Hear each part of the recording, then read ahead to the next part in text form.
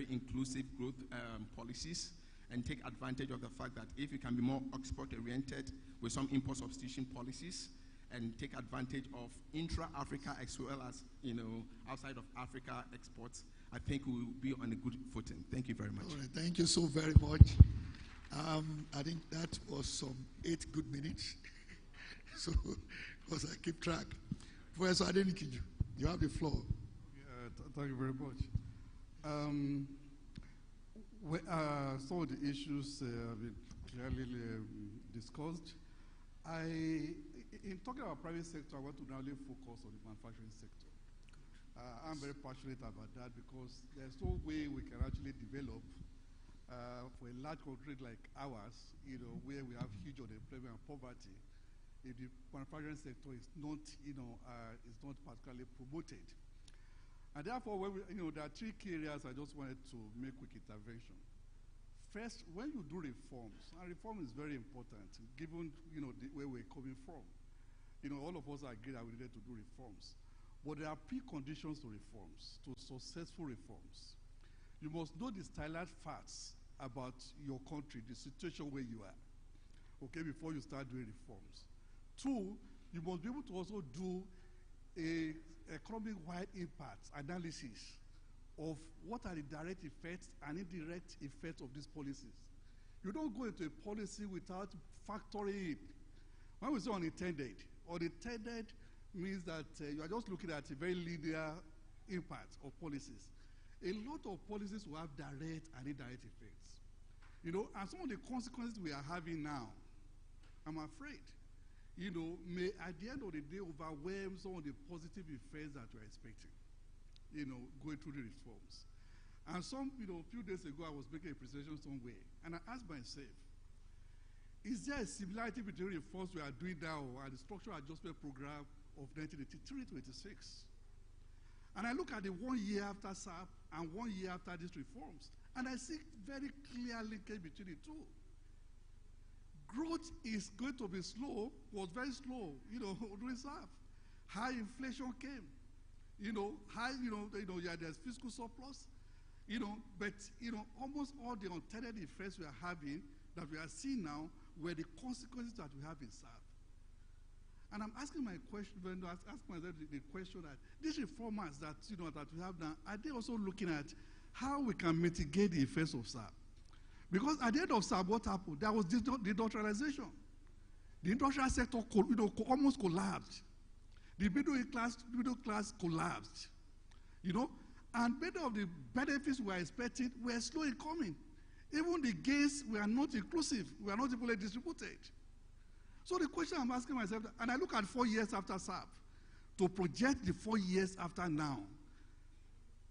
Ladies and gentlemen, I think it's very important that when we do reforms, it's not like when you are taking care of a patient, that the doctor must be following that patient to see whether those medicines that you have applied, are they working? If they are not working, are there things you need to do to those, to make them to work? So that's the first thing. It is very important to be sure that these reforms that we are backing upon, that we have thought through, and there's some analysis, economic-wide analysis. Some of these effects are not linear. I mean, at times we think very linearly. You do this because, you are expecting these effects. But for every effect you have, there are also other negative effects. And therefore, you must be able to look at those total effects to be sure whether you want to go ahead to implement it. And I will give you one example quickly. So a few years back, we went to Indonesia when I was still in government. And he also was giving us an example. He wanted to start, we wanted to start a tire industry. And he needed, processed, what is it called, rubber. Now, there's a company very close to my village where Michelin operates, and process, this rubber, processed rubbers. Now, Michelin preferred to export the processed rubber to France because he wanted to collect duty-free, duty drawback, instead of selling directly to Innocy. So for Innocy to get those raw materials, those processed raw material, he has to go to France to bring them back. So policies that must be, we must have a framework, an economic-wide model, as it is, that allows you to trace the total effect of policies. What sectors will be affected? What economic agents will be affected? How do we mitigate those effects? So it is not down that when those effects come, now we are at some point now we have suspended some policies or some reforms because you can't go ahead. Because the negative effects have outweighed and the public support is no longer there. And therefore we can't go ahead with it. That means that we have not done our work very well before we started those reforms, as good as those reforms were. So it's very good to have all of this taken through before reforms are implemented. That's number one. The second thing I really want to mention, we're talking about collaborations. And I hear collaboration, government and private sector. Where are the academics? Where is the university in all of these collaborations? Ladies and gentlemen, I say it and I will continue to say it. No country can rise above the level of our university. If you ignore it, you beat it in the future. That's where you produce human capital. That's where you produce knowledge, innovations, and and ideas. And that's why industrial sector, like Dr.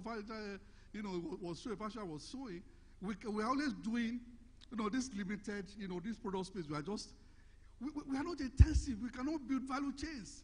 There's no research and development that is backing up what we are doing. There's no collaboration. The academics are doing their own, universities are doing their own. Everybody is doing its own. You can't grow. You can't develop. There's no country that is developing that you don't have those linkages. Where there's universities that are doing research, people are bringing, who are taking through, who are seeing how they can adapt some of the raw materials you are importing, who can look at new products you can bring into the market, who are doing all of those analyses. And we are not factoring them with all these reforms that we are doing. The universities are just completely ignored. And these are the guys who will produce even those who are coming to work with you. You can't continue to be importing graduates. And yet we just ignore them. Reforms must bring in the university system into those. If we go to, we think they are not important. In the future, we'll start to realize the importance of this. The last I'm going to mention is the sustainability of policies. And I'm worried. I was part of those who did the middle-term plan. We built the middle-term plans. And as much as possible, the last government tried to make sure that whatever government was coming, we would buy into it. A long-term plans gives investors, everybody to know where that country is going. When you come in with your policies 3-4 years, when you go and another says, look, and the guest speaker mentioned it earlier, everybody wants to start on his own thing. Every policy or the pure government is bad, but you must dismantle it and start something. Nobody is going to be able to do investment. Investments want to reduce uncertainties.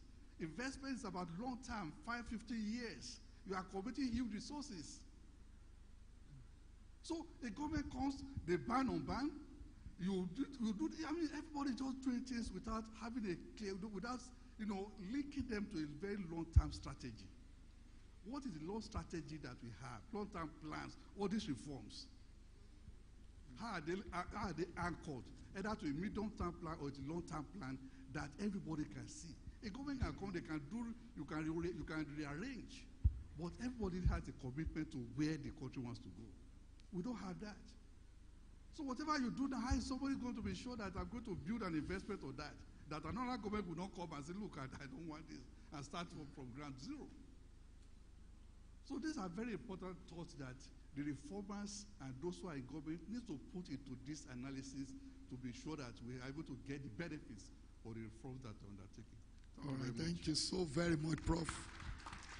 Much appreciated. So Dr. Lokere, and they will be able to wrap up after that.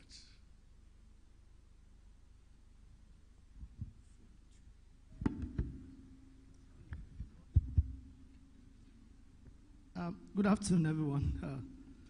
I think after listening to him, I can't find anything in my notes again.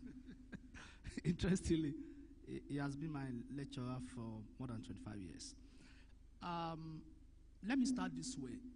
We are looking at macroeconomic policy. So macroeconomic policy, trade, monetary, and fiscal are the popular one. Then you can have income policy in certain cases. So I would say the topic before me is macroeconomic policy and inclusive growth.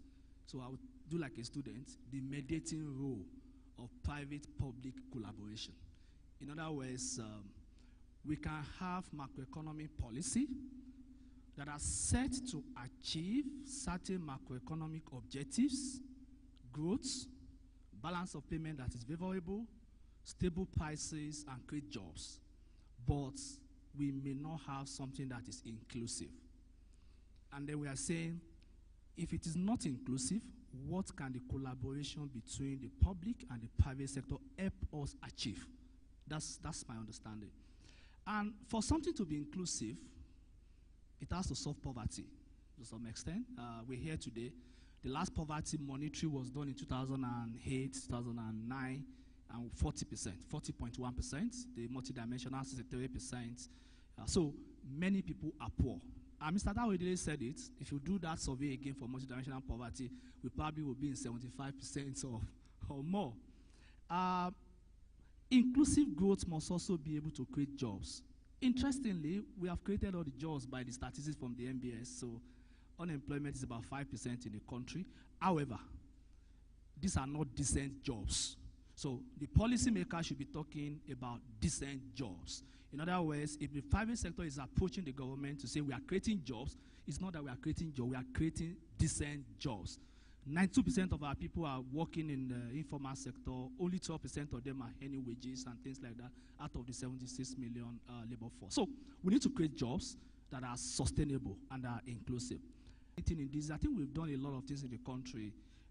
If you look at our real sector performance, for instance, the last 1 year, growth has moved from about 2.58 to 2.9. So that is about it. We've lost about 50% in value, but our current account balance has improved from about 1% to 2% of GDP. So we've gained in some areas, we've lost in other areas. But as he said, we need to ensure that our losses do not overwhelm our gains. And I think that is where the inclusiveness is. So what would be my recommendation?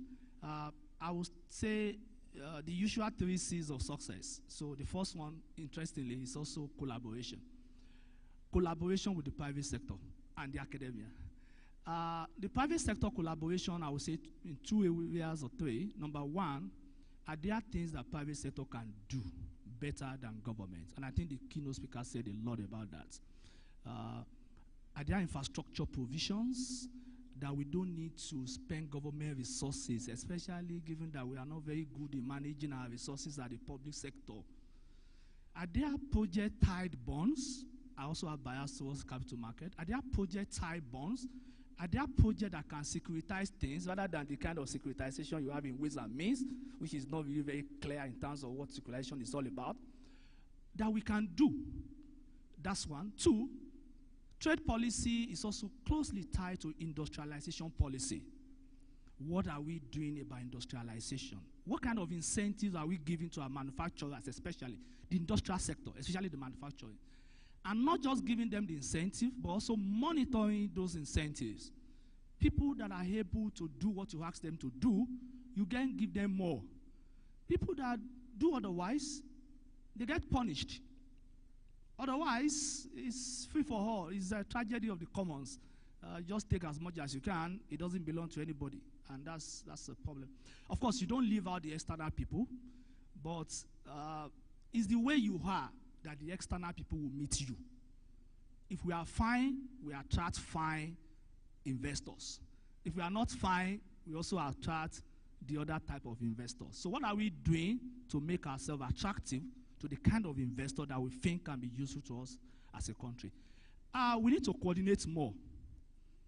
You say a lot of things about the plan. We have the National Development Plan 2021 to 2025. We have the Agenda 2050. Mr. Taiwo Idele's team has done a very beautiful work. We have the 8-point agenda. We have quite a number of things here and there. Who is harmonizing to ensure that we have a common fund and do well as a country? We need to coordinate more. Lastly, we need to communicate. Who are we talking to? If we talk to the private sector, this is what we have. This is where we are going. What are you bringing to the table? This is what we are bringing to as a government. What are you going to do for me? How do I measure performance? Then when we get there, how do we know that we have achieved what we are set out to achieve? And I believe if we can do some of those things, we probably will address some of our challenges. But very importantly, We may have growth that is not inclusive, but we need to have growth that is inclusive, that solves the poverty of our people, that creates decent jobs, not just playing around with figures. We may rebase our GDP. It may take us to another $500 billion or $1 trillion in the next 7 years. But when people are still poor, they are still poor. Thank you.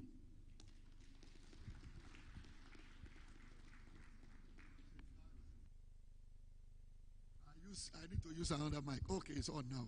Maybe there's a need for us to wrap up. Okay, so I will take only 2 interventions from the floor. Okay, Dr. Gokiti and also here. So we take only those 2. 1 minute, and then we respond, and then we can close because the MC is looking my way in an interesting manner. So you have the microphone, do you? Okay, all right.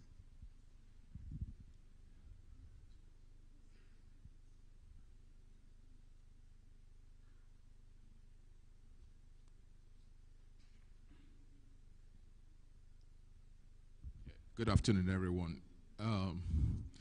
Thank you all for those, the presentations and, of course, the contributions by the panel. I just want to raise some few posers, just 1 or 2, if I can get through them in 1 minute. We talk about fiscal policy, we talk about trade policy, we talk about monetary policy, and we have mentioned all the things, but there is a common thread that everyone is making without really saying it. The problem are not the policies, the problem are our politics. That is what everyone is saying on that panel. The problem is not the policy, it is the politics. Because when you say trade policy, for instance, we have trade policy, and I'm sure Ministry of Trade will probably give you a catalog of trade policies.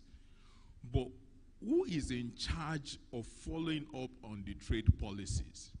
Is it the civil servants that is not promoted on merit?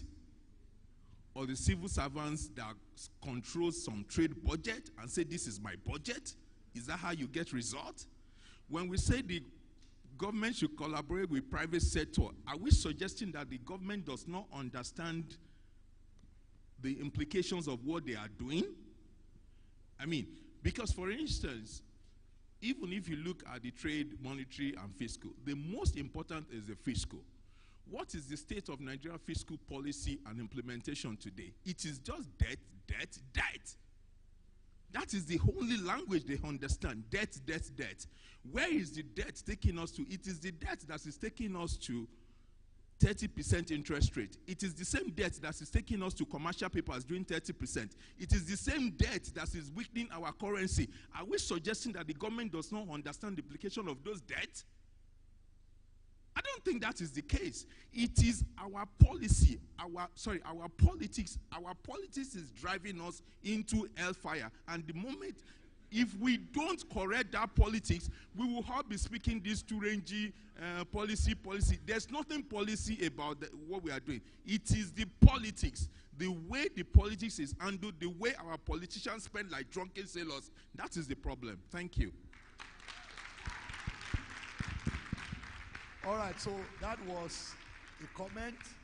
So it doesn't require any response because it's not a question. So we take your own, and then we come back here and wrap up. Thank you, sir. Okay. Well, thank you, the moderator, Dr. Biodun Adedipe. It's nice seeing you live here. I've been watching you on TV. But after allow my very good friend, Dr. Fesua, to round up, I'm almost rounding up for 10 minutes with a lot of thought for food. I think you should allow us a little bit more than 1 minute. But I'm Comrade Isaremu, and I'm the Director General of Michael Imudu National Institute in Ilorin. I'm actually here in solidarity with NECA and to commend NECA, for creating a platform for real engaging economic discourse. And this is the largest employers association in Africa. It's been there for long since 1957. And I'm so happy that NECA is breaking what I want to call the monologue on economic discourse. We always hear from government, but now we're having a partnership with private sector. And I think my president of Nigeria Economic Society, has also made a clear case that we should not just move from monologue to dialogue, but possibly trialogue, which involve the academics. And I think it should also involve labor. Labor creates wealth. You know, it's extremely very, very important. You know, so and I think the NECA DG is from that tradition where we have tripartism, government, employers of labor, and as well as labor to do economic discourse. So I think it's highly commendable. But quick one on more or less question, rather rhetorical. Mr. Taiwo, I was telling Ahmed Gobri, the new president of CIPM, that this is only taxman, you know, that is so seductive, so smooth. He talks smoothly until you part with your money to pay tax. But I'm also excited when you convince me today you are not just a taxman. It's not just your committee is not just about tax, it's also about fiscal reforms. And I was quite touched about the fact that you, through the numbers, or reminded us of the obvious, that 135 million Nigerians are in multidimensional poverty, and that figure must have really gone up now. And I found that interesting. But rather than quoting Abraham Lincoln, maybe we should quote you. You know that the issue is not so much that you are for progressive taxation, but you need to spend more on the poor. For me, that's more quotable quote. If we are talking of economic readiness, I'm not to go to Abraham Lincoln. You know, your thought on that is very profound. And that's why I'm raising this point, because if you take the Oxfam report, that in spite of this massive poverty, the combined weight of 5 Nigerians, equals about $29.9 billion, which is almost 3/4 of that $50 billion you talk of the entire budget of federal state government. Now, how do we break out of this inequality, price inequality? And I'm happy part of a KPIs is to talk of how do we address spending. Now, point clear. We are spending so much to acquire new presidential jets. So much. About 70 trillion naira for a new coastal. You know, I'm not in government, so I cannot talk so much, but I'm just giving you this. And yet, we are being academic that a working man and a woman has just about $30 per month in this economy. You know, so it's not so much for us to do lamentation. Which kind of policy do we put in place to reverse this massive inequality? You know, massive inequality. You can't drive this economy with poorly paid working men and women. We should be thinking of wealth of humans. You know, it's very, very important. I've listened to you, ease of capital, ease of doing business, fantastic. But there should be ease of living, ease of working, which goes with your pay. You know, because we are really not, it's tough. And I think the last one, again, Professor Adeola, I think my president, you've said it all. You know, you link it, and I think Olowo Kere too. When I have Olowo Kere, so Olowo Tolowo Bakere, anything Olowo Nko, is virtually finished. But you raise one point, national development plan. Within which context are we doing this discourse? Economic renaissance, which NECA is talking about, there was once in Nigeria of national development plan. You know, development one, I mean, plan one, second one, third one, in which we look at how to grow the economy in a very equitable, equal manner, in which everybody will have a share of national prosperity. I think that is missing now. Even the current constitution, with its limitation, is not talking of wholesale economic liberalization, in which market forces. No, it talks of plan. You know, that the fundamental objective of policy should be to drive prosperity for all. So, in summary, all what I'm saying is I think we should reflect on the need for fair taxation, just taxation, you know, fair equal distribution of resources. Because if you grow the economy so well and you don't have framework for equitable distribution of resources, that will not be. But that will not be possible until you also engage with the poor. And that's why the struggle for minimum and living wage is very, very important. And we shouldn't leave that only to labor, but we should also, as people dressing reforms, should also make a case. So, Mr. Taiwo, what should be the adequate minimum wage for the working men and women? Well. Thank you very much. I was, in fact, getting ready to say the two contributions are comments and there's no question until that of what should be the minimum wage came up. But let me also use the privilege of being the one holding the microphone and spare Mr. Taiwo Edele from answering that question because of time. And I say that also with every sense of responsibility.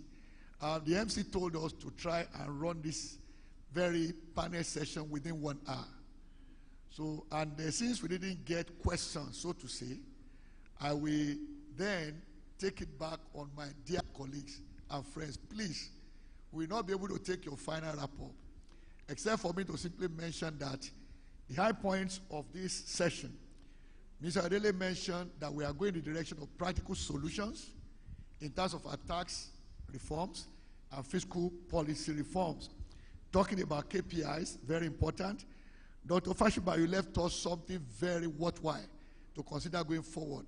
And that's the one I captured as the product space. Very important. Dr. Banfo, you also made the point, very important, that first is to stabilize the economy, and then we can begin to talk about growth. But engagement, very, very important. Then, of course, Professor Adenikiju brought two very strong perspectives.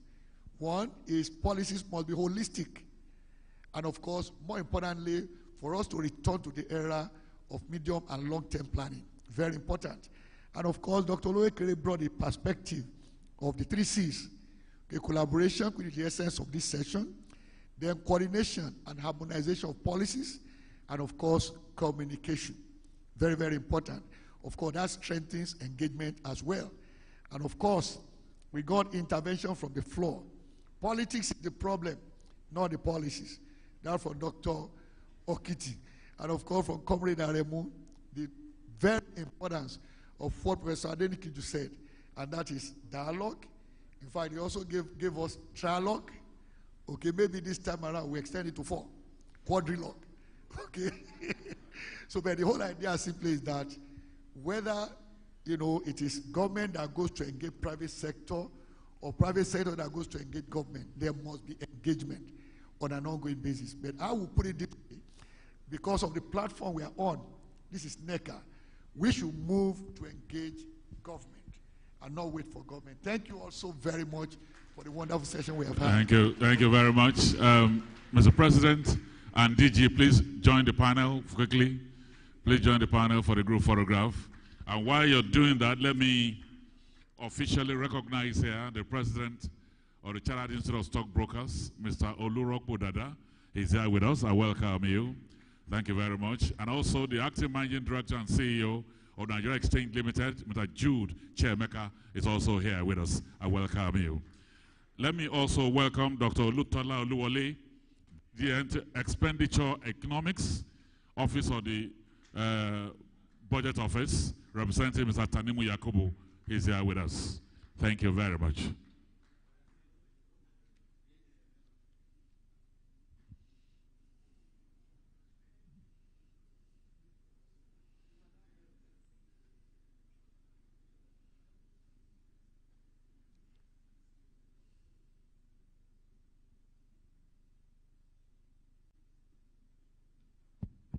So just before the picture, I think as you agree, this conversation cannot just end here.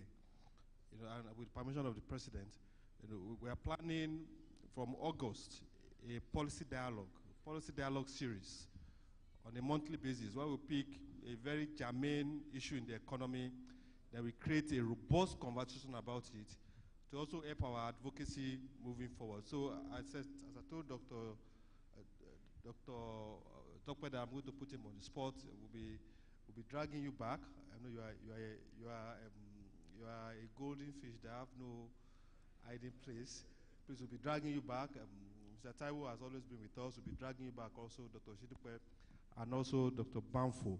If Prof is also free to join us, because this conversation, I think, will take it beyond here. I will be starting this first session, the first policy dialogue in August, I said with permission of the President.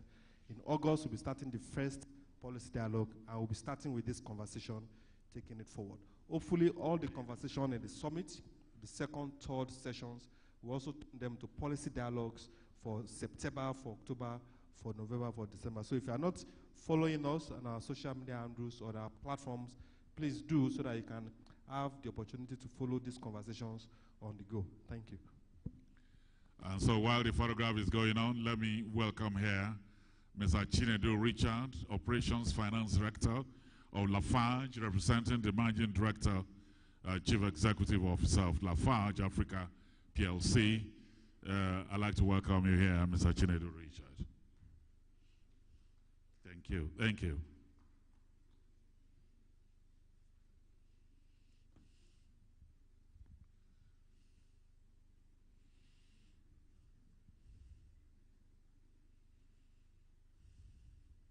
So let's appreciate them as they step down now. It's a stellar panel. A stellar panel, fantastic panel. Welcome. Well done. Thank you very much.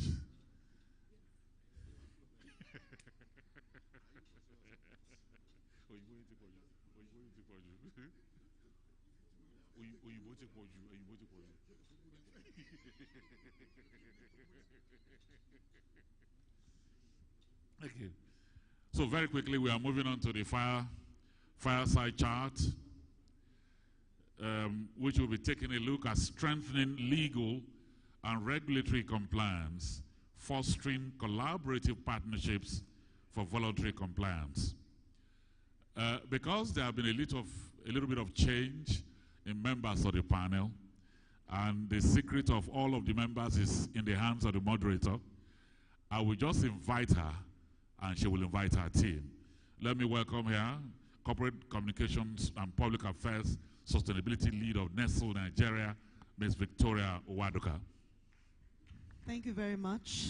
So invite your team and take over. 40 minutes. I will. 40 minutes. All right. So let me, as I'm walking towards my seat, because of time, let me invite, first of all, Professor Olawale Ajayi of the Lagos Business School. Sir, please. Thank you. Thank you. And I'll invite next Mr. Peter Aowa, Head Research and Strategy Management at the National Pensions Commission. Sir. Amazing. Thank you, sir. I would like to invite next Mrs. Ruth Owojaye, Head Regulatory Engagement, West and Central Africa for British American Tobacco Marketing Nigeria Limited. Ruth, thank you. And I'll also invite Mr. Femi Jayola, the Group Chief Conduct and Compliance Officer for Access Bank. Thank you. And finally, I'd like to invite Architect Kabiru Maji, who is representing Mrs. Maureen Alagoa, the Managing Director, Nigeria Social Insurance Trust Fund. Thank you. Thank you very much.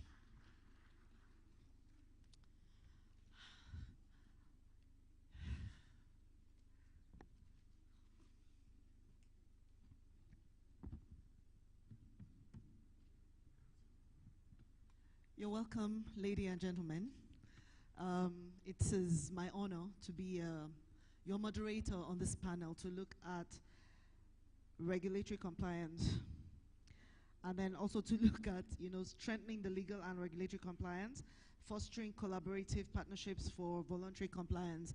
And as we said in the pre-panel chat, this is around compliance, but not compliance with the taskmaster behind us, but voluntary compliance.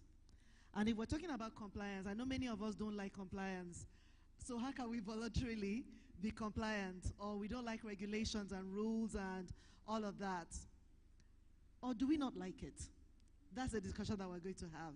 How do we create an incentive that makes it easy for us to voluntarily comply? All right, and I'm going to start with the academic question, and of course I'm going to go to Prof. Prof, what is compliance, regulations? Why is that necessary? Why is that important? Thank you very much. And I want to say good afternoon, everyone. Thanks again for the invitation. Well, compliance really is about conforming to ground rules. And ground rules are necessary for orderliness. They're necessary for creating value. They're in fact necessary for every individual. It's in every player's self-interest to conform to constraints. Otherwise, it's going to be a bedlam. And so regulatory constraints are always necessary in governance, because not everybody will willingly comply. But the better strategy is to have regulatory quality that encourages self-regulation. And in order to do that, typically what is done these days is to conform to the better regulations policy or better regulation principles. And the first is that, of course, whoever is trying to ensure compliance must recognize that it is compliance in the greater good. It is compliance for the greater good and in everybody's interests. So I may say that from a regulatory point of view, from a political point of view or governance point of view, the idea has to be that we are trying to facilitate rather than we are trying to imprison. So because regulation must be to facilitate, and what's that? Good governance, it must be to facilitate prosperity, it must be to facilitate harmony, etc. So I think that is the first mindset that is required, particularly from government, from regulators, and even from the individual, because what you usually have is what is called selective compliance. There's a tendency that, and this happens to everyone, to every organization, that you want to comply to show the regulator what the regulator wants to see. And once the regulators turn their back, you do whatever pleases you anyway. And I think, just to close up, if it's about growing the economy, it's about ensuring that players, economic players, individuals, have what we call the capacity. They develop their capacity to prosper. And once we have that type of mindset, then we know that there has to be vision, there has to be consultation, there has to be ownership, and of course, there also has to be a lessening of burdens, administrative burdens, financial burdens, regulatory burdens. So you have to keep out within those things that just add cost or do not advance efficiency. And I think that's very, very important. Thank you. Thank you very much, Prof. I think that, there were two words you mentioned. One was restrictions, and then the other was governance. I think I prefer the word governance, because it's not about restrictions. It's not just about regulating. It's about enabling a governance that enables us to practice. And with that, I'm going to come to Mr. Femi Jayola, Access Bank. I think the banking industry is one of the most regulated in the world, right? Do you like the regulations? And what's going on in your scheme? What would you say about the regulatory environment for you in the bank? And are you voluntarily compliant? Just tell us about that. What do you think? Hello, good afternoon. I'm not sure I will answer the last part. But seriously speaking, like the moderator said, banking is probably the most regulated sector, or financial services is probably the most regulated sector in the economy today.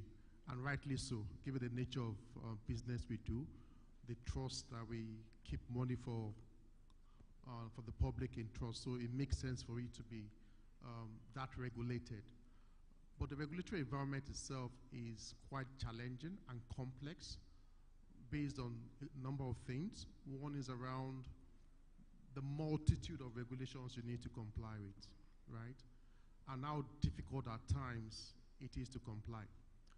And my view has always been that if a regulation is onerous to comply with, it's already an incentive not to comply with it, right? If it's going to cost you so much in terms of resources, money, people, system, processes, it creates an incentive not to comply. But that cannot be an excuse. So the question you asked around whether there's voluntary compliance or whether there's involuntary compliance, I think it's a combination of both. So there are times you know that you need to comply with this, but sometimes you are not able to comply for different reasons. It could be you couldn't just comply because it was too onerous to just comply.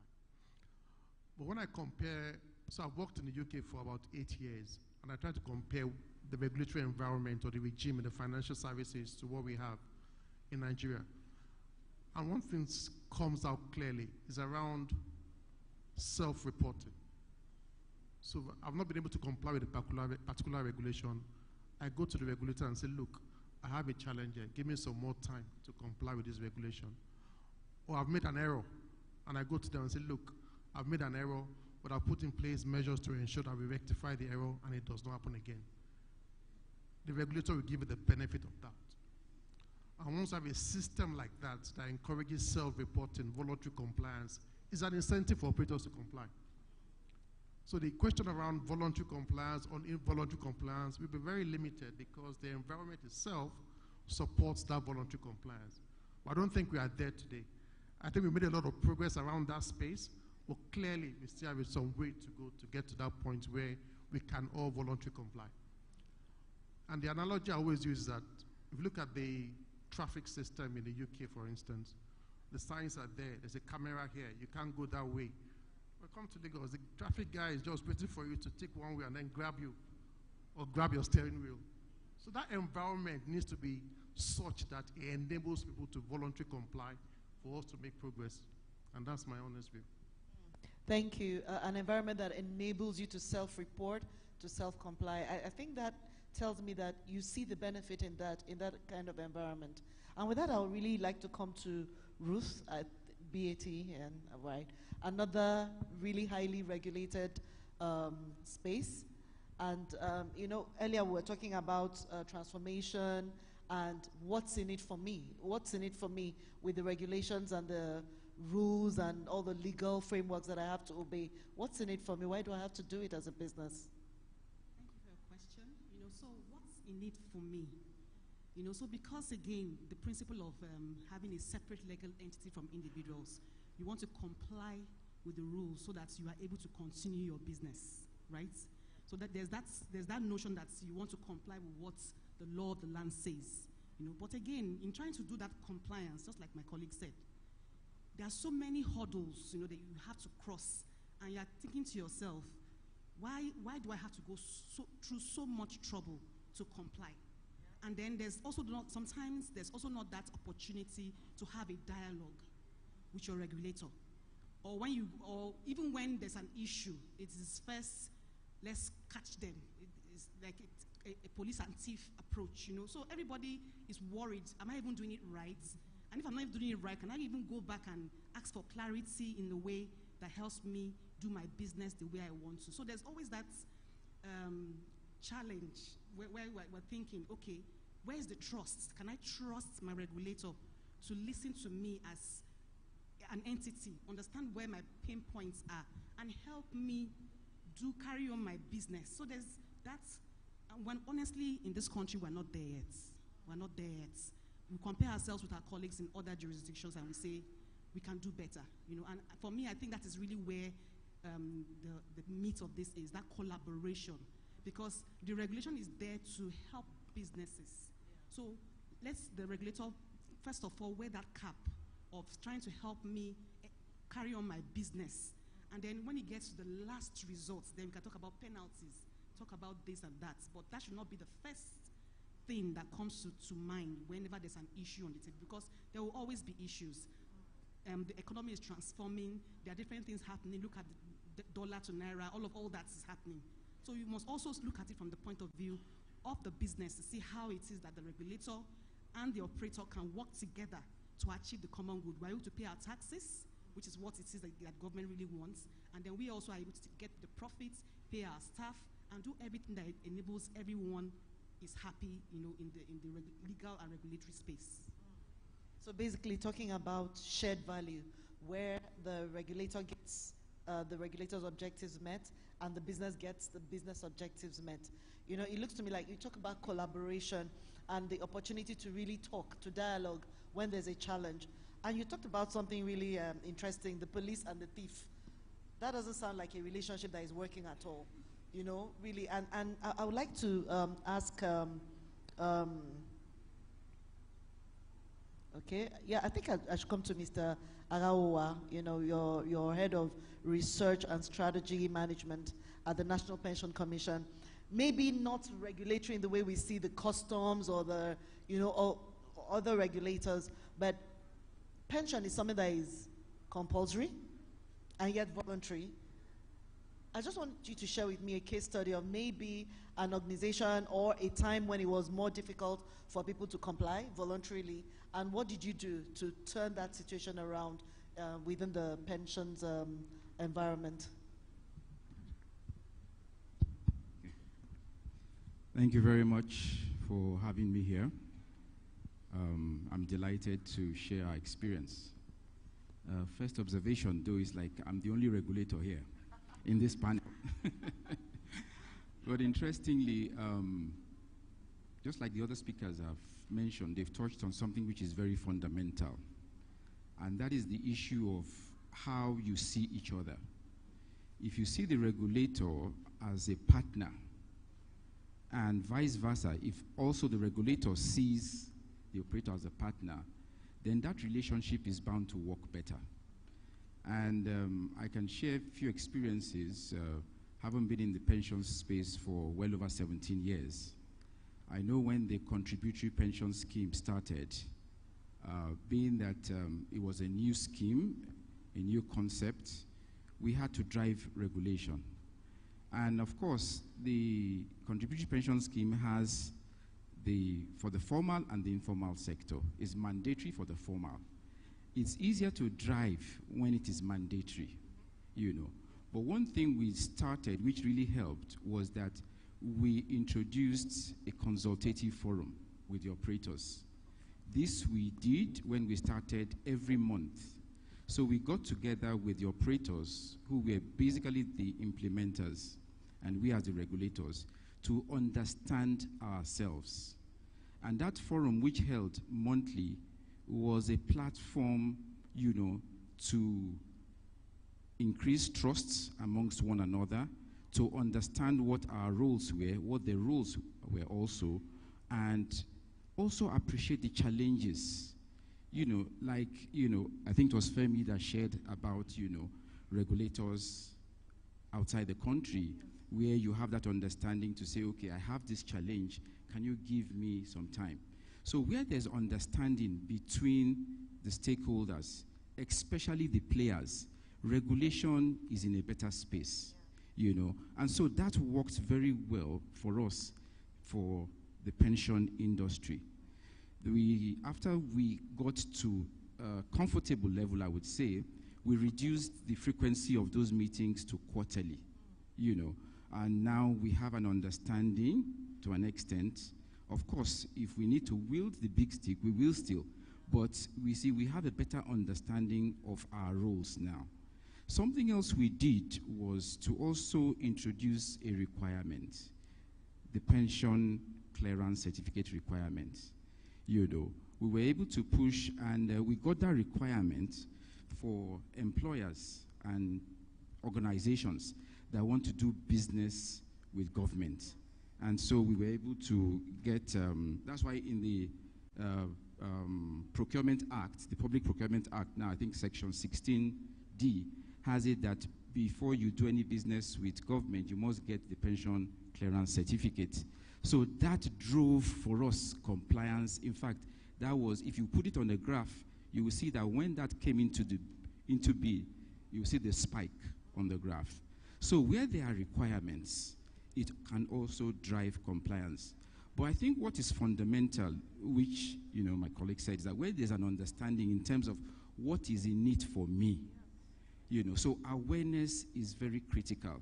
This is something that has worked for us in the pension industry, but it's something you continue developing in, because most sectors, including the pension industry, is dynamic. So policy changes would also affect the way business is done. Then we need to talk, we need to understand. So there has been this government policy which is going to affect us in this way. And so we need to introduce these guidelines. We need to introduce these policies. How will it affect you? Is it going to be adverse? Is it going to affect your bottom line?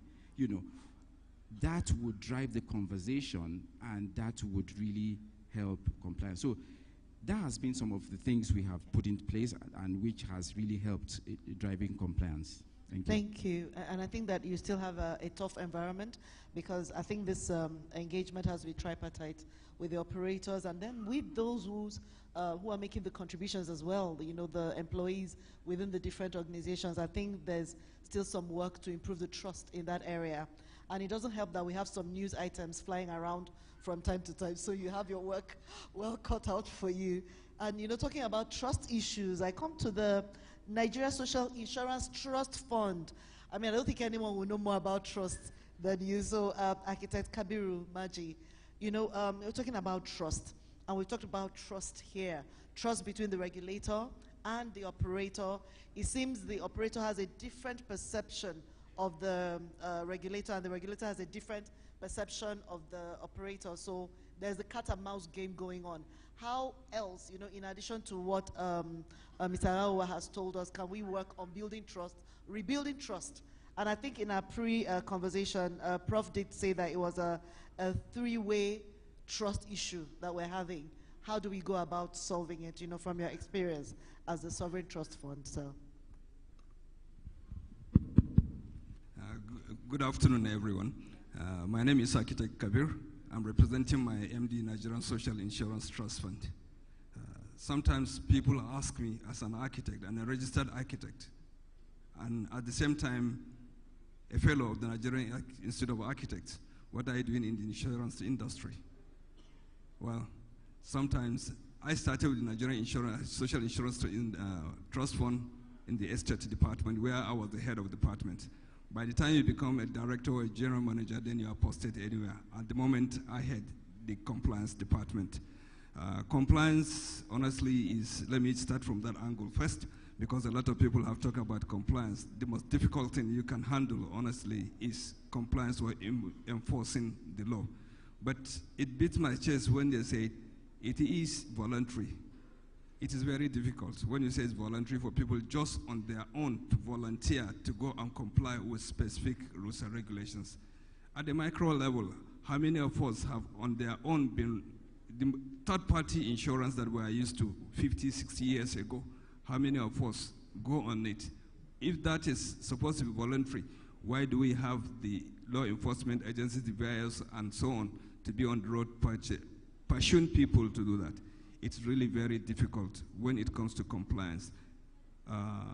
You made mention one time while I was listening to one of the speakers, he was saying that, okay, when there is no activity, how do you go on the compliance? I remember during the COVID period, the whole country was locked. So, but a lot of people still do comply and do what is necessary, especially the banking sector. I must commend my friend here who is coming from Access Bank. I do know that during the COVID period, we didn't need to go to their premises or to ask them. They comply. We just see what they are expected to do, and they do it as well. Although now the question is, when you say compliance, what kind of compliance? Is it total compliance, or full compliance, or partial compliance? Somebody may be complying, but not in full. For instance, where I come from, Nigerian Social Insurance Trust Fund, an employer is supposed to contribute 1% of the total emolument of his employee into the fund for the treatment of injured employers or their dependents in the case of death. But you find that people have been complying, but not in full. You find that from January to December, that is when you are supposed to start making your contributions. You find that some people or some employers will not start making their payment until maybe mid-year. Then they will now start paying in arrears. The essence is to start paying at the beginning of the year so that we can be able to take care of injured workers. Let me now come to the question proper, where you're talking about between the operators and the regulators. Yes. We are more like the regulators. The issue of trust, it has to do with transparency and accountability. Once you are transparent in the discharge of your duty and you are accountable to what you do and you are providing the requisite services that is required, I want to assure you that you have already built trust. But in order to be able to do that, you have to consider first who are your stakeholders. For instance, in NSITF, our major stakeholders are the employers, the employees, and the trade unions. The employees come under label, Nigerian label, and then the employers come under NECA. NECA are already major stakeholders. They have 2 board of directors, 2 members of the board in our board. So also NLC, TUC also are represented. So in order to be able to win the trust of your customers, I can say, you need to take into consideration or to engage fully the stakeholders so that there will be proper awareness, dissemination of information, and accountable. If you are not that, already you have lost the trust from people. When people are demanding for services and they are not getting the service as at when due, in terms of service delivery, you have failed. And when there are a lot of sharp practices in the system, transparency is lost, because due to lack of transparency, that is when you'll have these sharp practices. But in order to do those things, I think with the generation we are now, I think we need to go digitalized. That will be able to cut a lot of sharp practices that we have. And it will follow, it will automatically improve service delivery. And once the customer is getting his service as at when due, I think you have already started to build trust in that. And then the players in persons, they must have great integrity. They must be well trusted. They must be tested for you to be able to say, yes, I trust this person, he's in charge of this, he's in charge of that, then I'll be able to do business with him. Thank you very much. Thank you very much. I think that's really interesting. And I think that compliance goes both ways, right? The regulator has to be compliant. He has to render the services, right? His contract, he must meet his own part of the contract, because you can't ask me to comply and you are not complying. So everybody has to comply. And we must understand that there is something in it for us before we can comply. You know, I think it was a keynote speaker who talked about the fact that Nigerians love themselves, and in loving themselves, they're loving their country. Informed self-interest. So if it's in my best interest, you don't have to chase me. I will do it because I know that you'll keep your own part of the bargain. And I'm just going to walk back that way. I'm going to start with Femi. You know, what will make it easier for you to be fully compliant? You talked about compliance, but not full compliance. And I'll dare say that you're either compliant or you're not. So Femi, what will make it easier for you to be compliant? Voluntarily, you don't need anyone behind you. I think for me it's around simplicity and streamlining the regulatory requirements we have. Once a regulation is simple to understand, it's simple to comply with, there's an incentive to actually comply. But when it becomes onerous, so sometimes we get regulatory requirements that say go and do something immediately or in a couple of days. Of course it's not possible. I have to change my processes, my systems, hire people. It's not practicable. Yep. So it needs to be simple, it needs to be streamlined, and it needs to be clear in terms of interpretation. Yep. Once a regulation is difficult to, is onerous, is ambiguous, it makes it difficult to comply. Not just for the operators, but also for the regulator as well, because even the regulators have different interpretation of the same regulation. Then it creates confusion all over the place. So for me, simplicity, then the need to look at the different regulatory agencies, and now we can streamline them as well. So we have multiple regulatory agencies looking at the same thing. sometimes the regulations are actually contradictory as well. So you're complying with one, but in that process, you're actually not complying with another. So there's a lot of confusion around how do you comply and how soon can you comply as well. The other bit is around trust. I think we've spoken about trust several times. I look at trust from two perspectives. One, you need to earn that trust. And that's where the concept of self-regulation comes in. So as operators, we always say that the regulator does not trust us, but I always ask my colleagues, have we earned the trust of the regulator as well? So to summarize around simplicity, making it easy to understand and comply with, then building trust in the entire system, it makes your life much, much better. Great, thank you. And I'm going to ask the same question to Ruth. What will make it easier for you to be voluntarily compliant? Okay, so I think maybe I'll take it a little differently. You know, so to comply, I must even first understand what I'm complying to. You know, so the challenges, you know, around our legal and regulatory space is that, for instance, we have so many laws that we need to comply with. And honestly, if you don't have somebody sitting down and tracking them for you, tendency is that you will drop the ball on one or two, and then you get into trouble. So there's just so many laws that we need to comply with. So that's a big question mark. Then there also we have laws that are archaic, laws that have been in place since 1967 that are still relevant today. So, I mean, not to point fingers. There's a regulator that's, even if you have complied fully, they just come up with one 1957 act and tell you are not compliant. And I'm like, where did this come out from, you know? So in your mind, you think you are even complying, but somehow some of these laws just appear from the blues, you know? So for me, there's a need for streamlining, bringing these laws, making them current. The world has moved over the years. Where are we now in Nigeria? We need to take some of these laws, either throw them away or update them, make them current, so that again, we're moving with times, we're competing against the world. It's really not about Nigeria anymore. So there's a bit of streamlining that needs to happen in that space. Then also in all these laws that we have, there's also this feeling as well that some of the operators or some of the taxpayers are the ones who are the golden goose. So my office, they come to my office all the time, but I know there are others who are not complying. So there's a kind of weak enforcement that, you know, happens sometimes. You know, they just pick the ones, okay, these guys will always give us something anyway. But there are others who are not complying, and I think that's also the work Taiwo's team is working around, streamlining the number of laws, you know, getting everybody into that tackness, because that feeling of I am complying and every other person is contributing their bits also helps with that voluntary compliance, that, oh, all of us are moving in the same direction.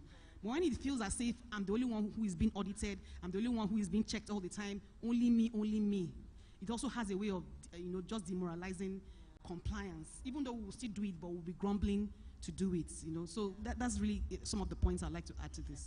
Great, thank you so much. So I've heard quite a number of things between Femi and Ruth, and I can understand it, because in my space as well, same thing. We need the laws or the regulations to be simplified. They need to be streamlined. We don't want multiple regulations, different regulators doing exactly the same thing in different ways. And we also want to be sure that those regulations are relevant. They mean something. They are helpful. They're going to help our businesses do better. And we want a level playing field. Very important. And then now I come to the only regulator in the house. What can we do to make our relationship with you better and easier? Thank you. I think basically what Femi and Ruth have spoken to is you can imagine if you have an efficient system.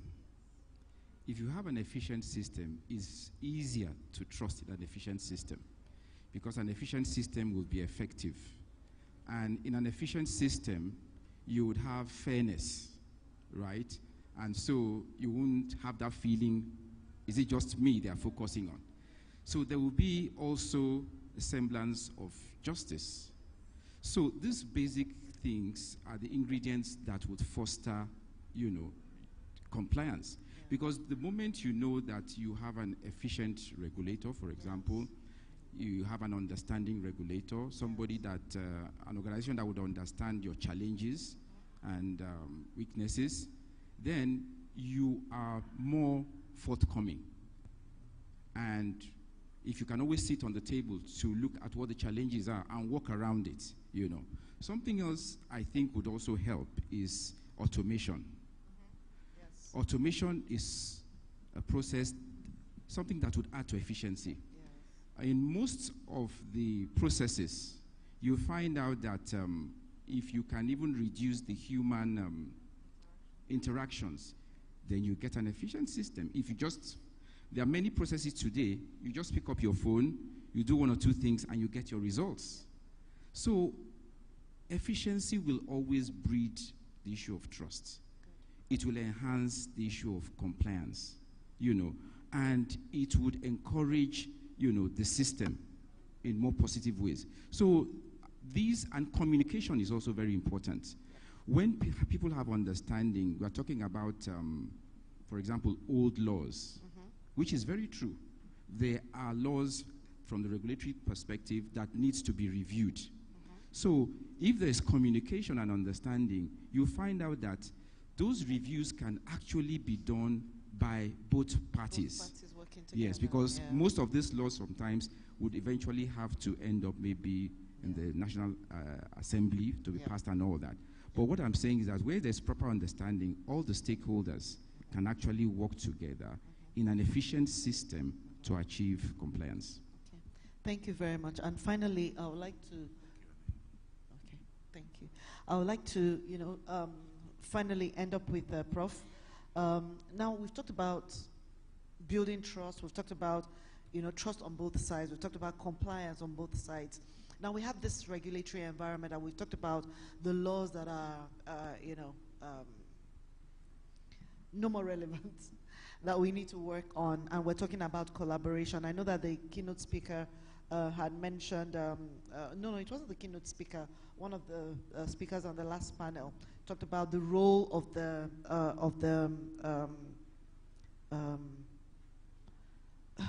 what did he call it? The role of the institutions, the universities, and all of that, their role in bringing about this change, in conducting research, in, you know, doing the groundwork to ensure that we're building the right policies. How do you think that we can include academia and all the stakeholders in this engagement, just like, you know, Mr. Aowa has said, we can all work together to build a system that really works?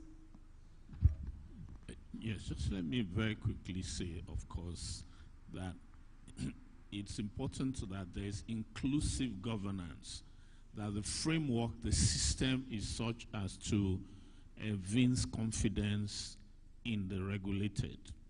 And I think that is what is most important. One of the major things that has to happen, of course, for inclusivity is that it must be in my interest. I must see you working in my interest. And that means you sit down with me. Of course, your vision, that is, you know, regulatory or governmental vision, is to, you know, show the path. It has to be visionary. It has to also mean that I see a better future for myself. And I know that you have my back. So we can't run away from the need to improve the quality of governance. And of course, I want to tilt the conversation a bit away from that. You voluntarily comply because you are ethical. You don't have to have people chasing you to comply. You know, good players voluntarily comply because it's the right thing to do. It's the thing that makes them to thrive, that makes their businesses to thrive. And if we're all doing it the right way, the good way, then the system will be much better. So I want to challenge the private sector. It's good to say we have poor regulatory quality and so on, but the private sector players must rise up in terms of doing the right things, even when the structures are not quite correct. Our associations must not just be trade unions. They must also insist on players doing the right things, doing things at global best practices, being ethical. And I want to say that the important thing again is that regulations must not increase transaction costs.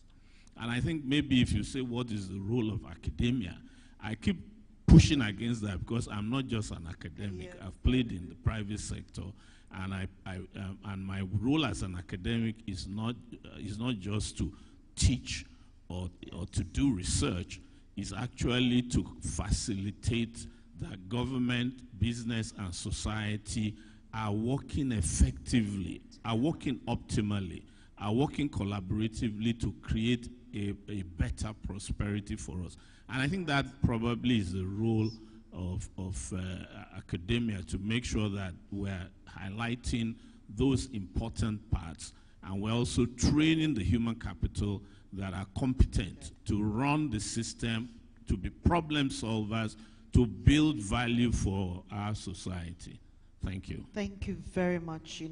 Very, very important things that we've picked up. It's about creating a culture of compliance because we are ethical. Ethical businesses, ethical regulators, ethical government, ethical people. That is why we do the right thing in spite of the environment. Whether the environment works or not, we just do the right thing because that's the right thing to do. We've talked about effective communication, building an efficient system that ensures justice, automating to reduce the human interactions and reduce the burden. And every policy must enable business and not increase transaction costs. That is very important. So, we're going to build an environment that makes it easier to adhere to the legal standards that are set for the greater good, to build, to build an economy that is inclusive and that benefits everyone. And of course, we're all working together, building the human capital, building the know-how, building the efficiencies. Businesses are trustworthy. They're earning the trust. And the regulators are earning the trust as well. That is great. I know that I have just about 1 minute left, but I'm going to take just 2 comments from the audience, and that will be the fastest fingers. The 2 first ones I'll take. Contributions, comments. Okay, great. It was well understood, so we're not taking any. Did I see that? Oh, okay. I see one there. Any other one?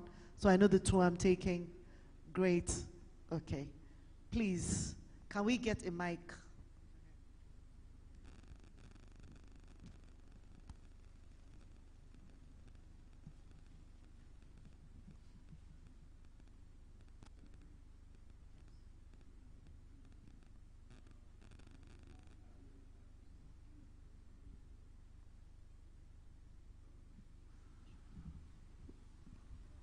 Can we check the mic, please? Okay. My name is Ariyo Francis. I work with a corporate organization. I want to appreciate all the discussants for their inputs in terms of compliances and policy implementation. We have government agencies and parastatals monitoring compliances and standards in the country. Why are we having the National Assembly, both the red carpet and the green carpet, doing their job these days, sending letters to organizations that want to monitor HSE policies, they want to audit companies in terms of GMP and hygiene, they want to monitor financial policies when we have agencies and parastatals doing that. Please, why are they intervening in other people's business? Thank you.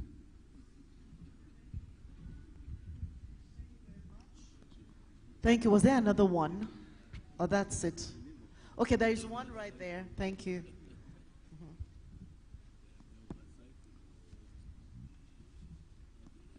Good afternoon, everyone.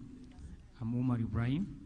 My question goes to the Executive Commissioner Operation for Consumers Protection.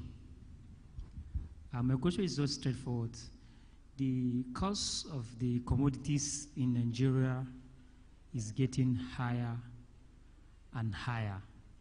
So what are the policies on ground and reforms that this agency is putting on ground for an ordinary Nigerians to get even a 1 meal on a table.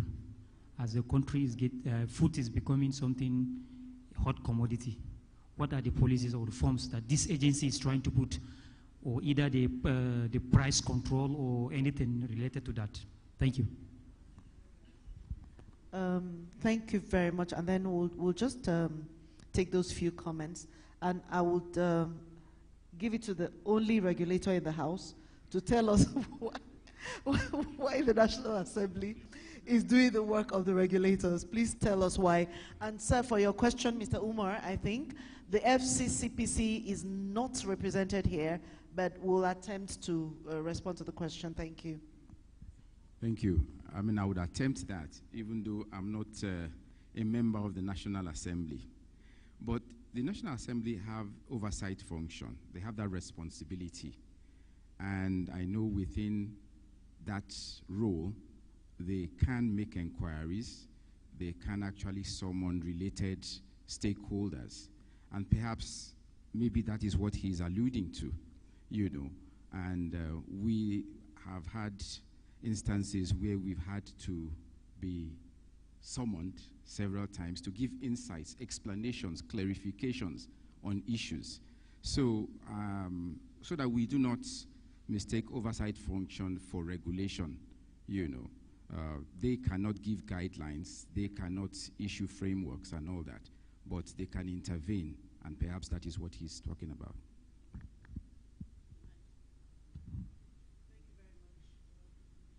Very much. And then there was a question around the cost of goods, you know, and what regulation should be around that. I am not sure that there's any regulation that can bring down prices of food, but I would like Prof to attempt to answer that question. I will answer it indirectly. One of the tenets of regulation, particularly in capitalist-leaning economies, is that regulation policies should generally advance market system effectiveness. This does not reduce from those who are populist-leaning, like Labour Sage, who also want to advance people supporting programs. You know, but that's a work of redistribution. First, you must get prosperity, and then you redistribute the prosperity when things are not working so very well. So I think that insofar as that is the position that we're sort of following in this government, in this administration, that's in the right direction. And to that extent, you have to very carefully nuance policies that, you know, try to ensure that you have efficient markets, and then policies that regulate excess. You know, that's the excesses of economic players. In a situation where you're either not producing enough, if you introduce price controls, you are likely going to introduce what you had in the Prohibition era in the United States. You're going to encourage black markets and so on and so forth. So I think the important thing, of course, which we see happening, is there are interventions to try to help those who are the weaker.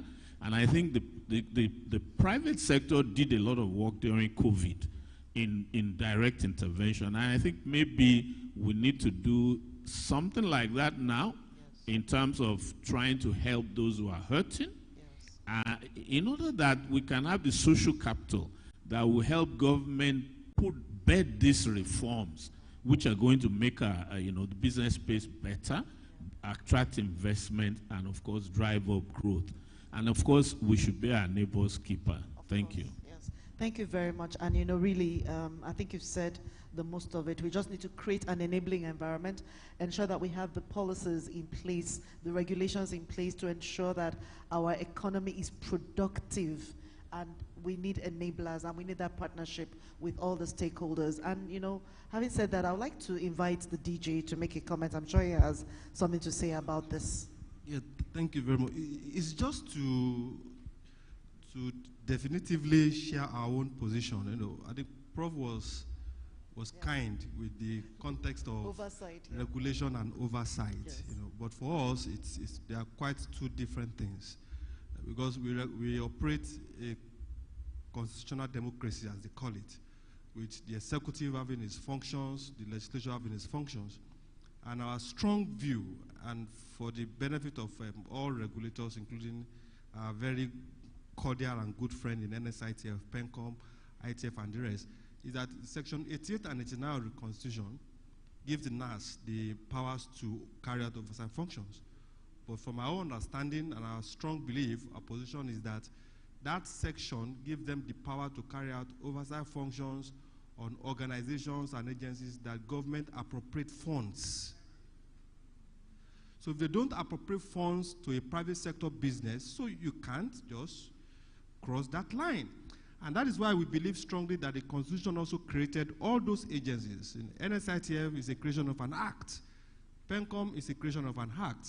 And they are created to regulate the operators in the private sector. So if the NAS, and NAS is also a very good friend. We have the speaker here this morning. We had the deputy speaker here this morning. If the NAS have a problem with private sector compliance, then they should tighten the nose on PENCOM. If they have a problem with compliance with issue of tax, then they should call FRS to order. So if those agencies are not strong enough, then we should strengthen them. So for us, it's more of building institutions rather than the National Assembly jumping those agencies, rendering them incapacitated in whatever form, and then and then the same audit that PENCOM will carry out, the same NAS will still come and carry it out. There's one that is going on now on the issue of OSH. The same OSH that the Ministry of Labor will carry out through its department. The National Assembly is still coming up with those all this investigation of. I think for us it's distractive, and that enforces our position as look. Let us respect institutions that has been created in this country. And NECA is actually where we are now in court with the National Assembly and the Supreme Court. To say, look, there is separation of powers. Let all of us work within the context of our limits as enshrined by the law. So there's no ambiguity in it. So while we agree that regulation and enforcement are two polar hands, they don't mix.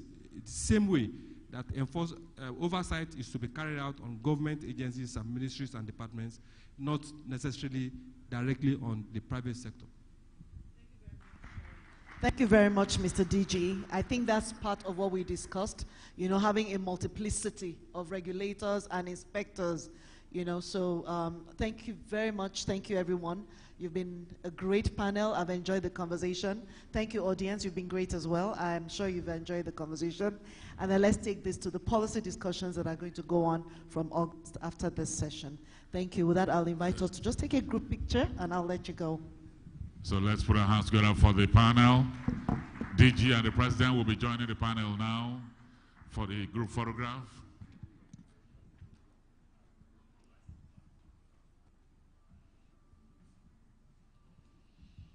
The fireside chat.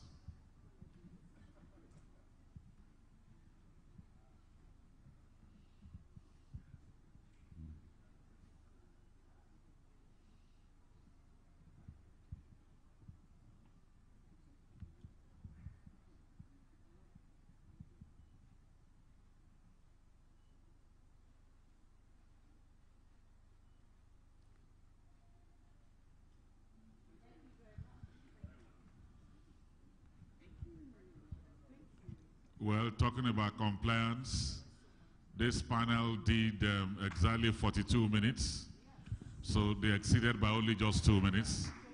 Thank you very much. Very quickly, let me invite the next panel.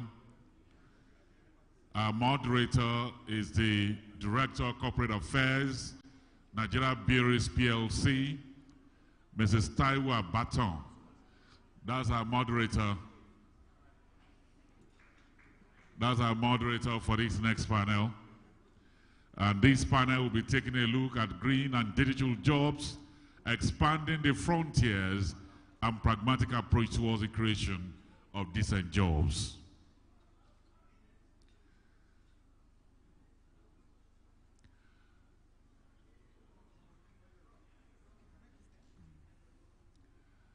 These are members of the panel. Our speaker here is the Managing Director of Workforce Nigeria, Mr. Olasunkanmi Adenuga.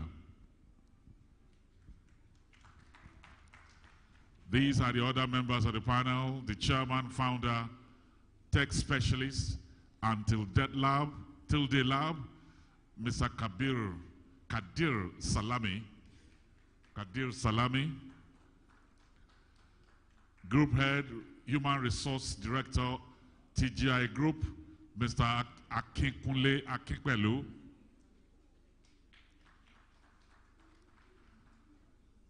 The MD, Natural Eco Capital, Dr. Eugene Itwa.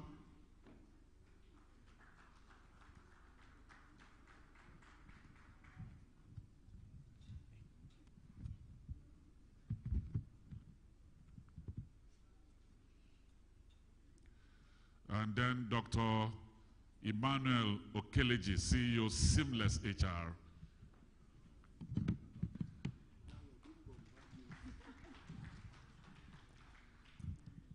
The audience have been amazing, very patient.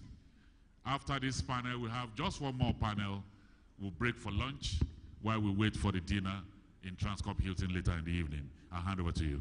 Thank you once again, Mr. MC. Good afternoon, everyone. And I want to believe we've had a fantastic time today. A point of correction, my name is Taiwo Daya Baton. I'm the Chairman Committee of Human Resource and Learning Experts of NECA, and I work for VFS Global as Regional Head HR for Sub-Sahara Africa. Once again, welcome. And also to our panelists and discussants, you're welcome. Akikwali was saying I shouldn't bombard him. I'm ready for you. Because we have quite an interesting topic to talk about today. We're talking about jobs. Not only jobs, we're talking about decent jobs. And my discussants today are more than ready to share their views, their thoughts, and I believe that our conversation this afternoon will be quite engaging. Before then, we have tried to change the structure of this session. It's going to be short and crisp for just 40 minutes. We have a main speaker who will set the tone for the conversations this evening, and that's the MD of Workforce, Sukomiola Adenuga. And Sukomi will start with the conversations, speak for 10 minutes, set the tone, and then we'll start the conversations. Once again, thank you very much. Okay, thank you very much, TDA, and lovely to be here. It's indeed an honor to be speaking to a very distinguished audience. It's a very interesting topic that we're speaking on, and when we begin to look at jobs, that becomes a very interesting topic that stimulates the interest of everyone. This is louder, brilliant. So, when we talk of jobs, everyone goes to school, gets an education, vocational or academic, and they need to transition into some gainful employment. Either you become an entrepreneur, which is indeed a job, or you are working for somebody. But to be honest, the world we live in has changed completely. And it's something we need to recognize, that our world has changed.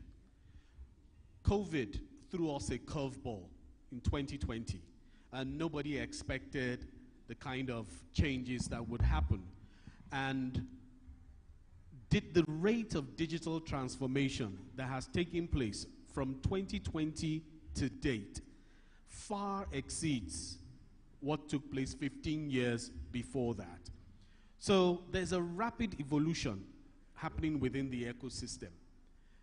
Now, there's a common saying that says, when the rate of change outside exceeds the rate of change on the inside, then the end is near. So organizations now need to be a lot more nimble, very agile in building the skills, sustainable practices, enhancing their digital acumen to effectively compete in the new world of jobs. So, quick notes that I made in terms of skills. So we look at skills, and skills eventually help you succeed in jobs. What kind of skills? And let's look at probably the next year. We look at 2025. What are the kind of what we call the in-demand skills? In our own work, currently recruiting, go past 15,000 plus applicants going through our system every year, 8,000 people working outsourced. We need to continue to enhance their acumen. That is their work readiness acumen. And we're looking at the kind of skills that are in demand. In 2025, the conventional things, and I'm looking at 2025 and beyond, the conventional skills that you would ordinarily have had in the workplace will become so obsolete. So we're looking at things around eco-literacy, sustainable thinking. That is not some kind of thing we will have thought of 2 years ago. A lot of it has happened woven around the sustainable development goals, and that in itself beginning to distill into the kind of skills that are now coming into the workplace. We're looking at cybersecurity basics. Our lives at the moment revolve around technology. And if we look in this room now, probably half the people in this room now are engaged with some technology device or the other. And that means our lives are going to be very, very immersed in technology. We're looking at things around critical thinking and problem solving. I tell quite a lot of people that there are some 5 foundations I look at for a professional and the kind of skills that you need to build, and I call them the 5 C's. So we're looking at things around critical thinking, creativity, communication, collaboration, and communication. Those remain foundational for people to build in the new world where we're going to. So creativity and innovation now becomes a layer on top of that. In the new world where we're looking at digital skills and green jobs, creativity and innovation would be catalysts to that. So the individuals who have foundations in innovative skills, creativity, would be the ones that will thrive in this new world. But we must be clear that there are challenges. The challenges stem from sort of the production mill we have that is creating the output that goes to the input into work. So we look at our educational system, for instance. The curriculum we use in either the secondary schools or the universities is not in sync with the demand or with the skills demand in the world of work. So a lot of people are probably opportune to have their children in highbrow private schools, but if you're looking at the bigger demography that is going to government-owned schools, they do not have the privilege of going through this kind of development where they have exposure at this level. This begins to impact the kind of skill development that we have at the foundational level, and this, of course, impacts progress into work.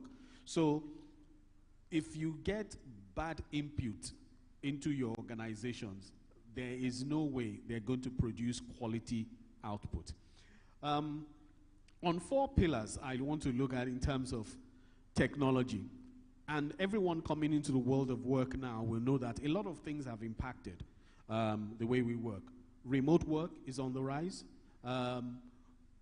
In 2020, and a lot of HR people are in this room, they will agree that at that time, HR became the most special people within organizations because executives were stuck.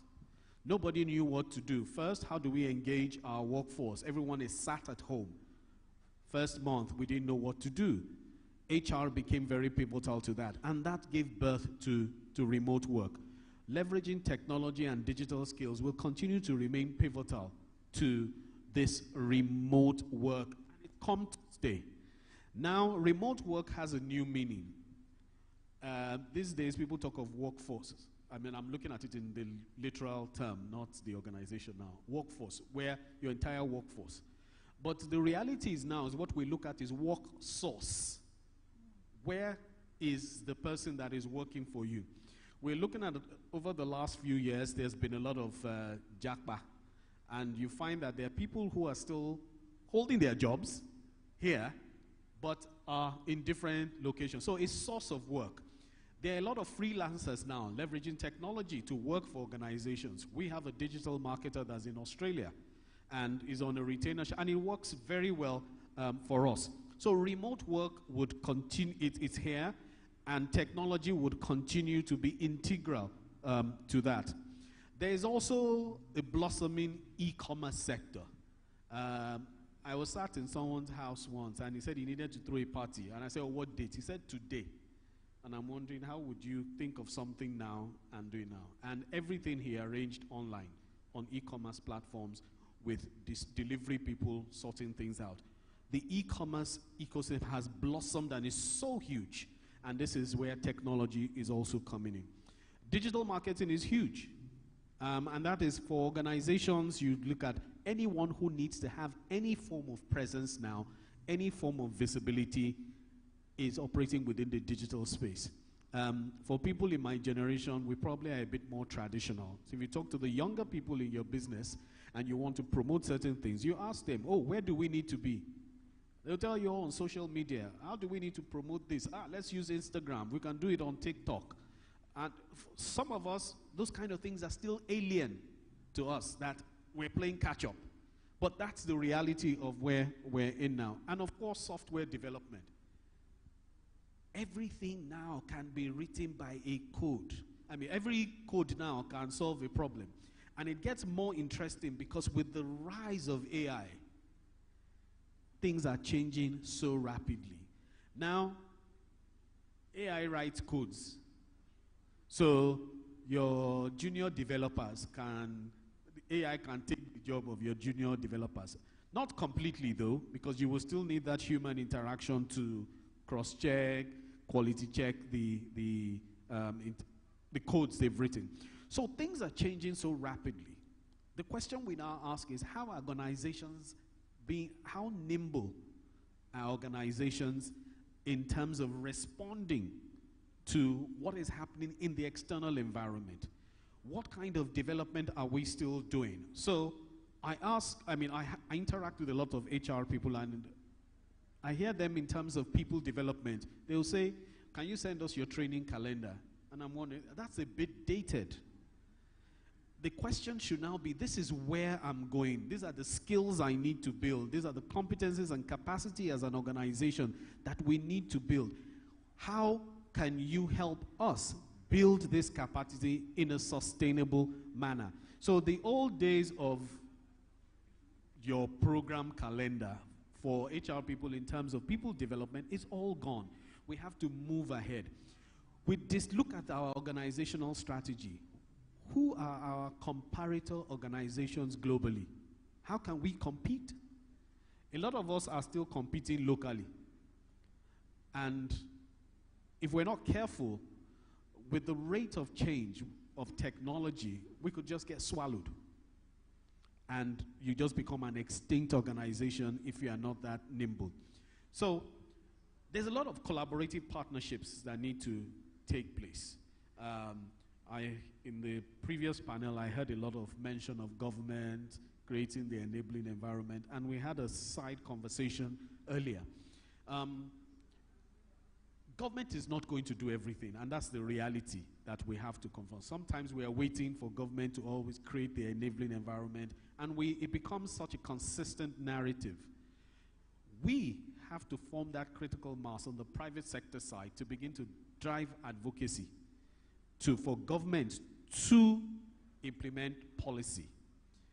There are things government can create, but if we are not making the right noise, no one is listening to us. We'll just be sat in our conferences like we do this every year and be waiting on government to create the enabling environment.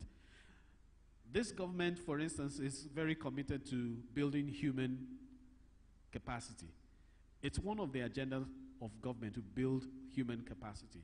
And some of the conversations, we've seen that sprout in some of the side conversations. How well are we as private sector individuals, participating in that? What kind of engagement are we having with government to try to build this and ensure that we remain within their universe, to be sure that when policy is being implemented, when people are being appointed, when initiatives are being drafted, we are very active in that and influence all that purpose.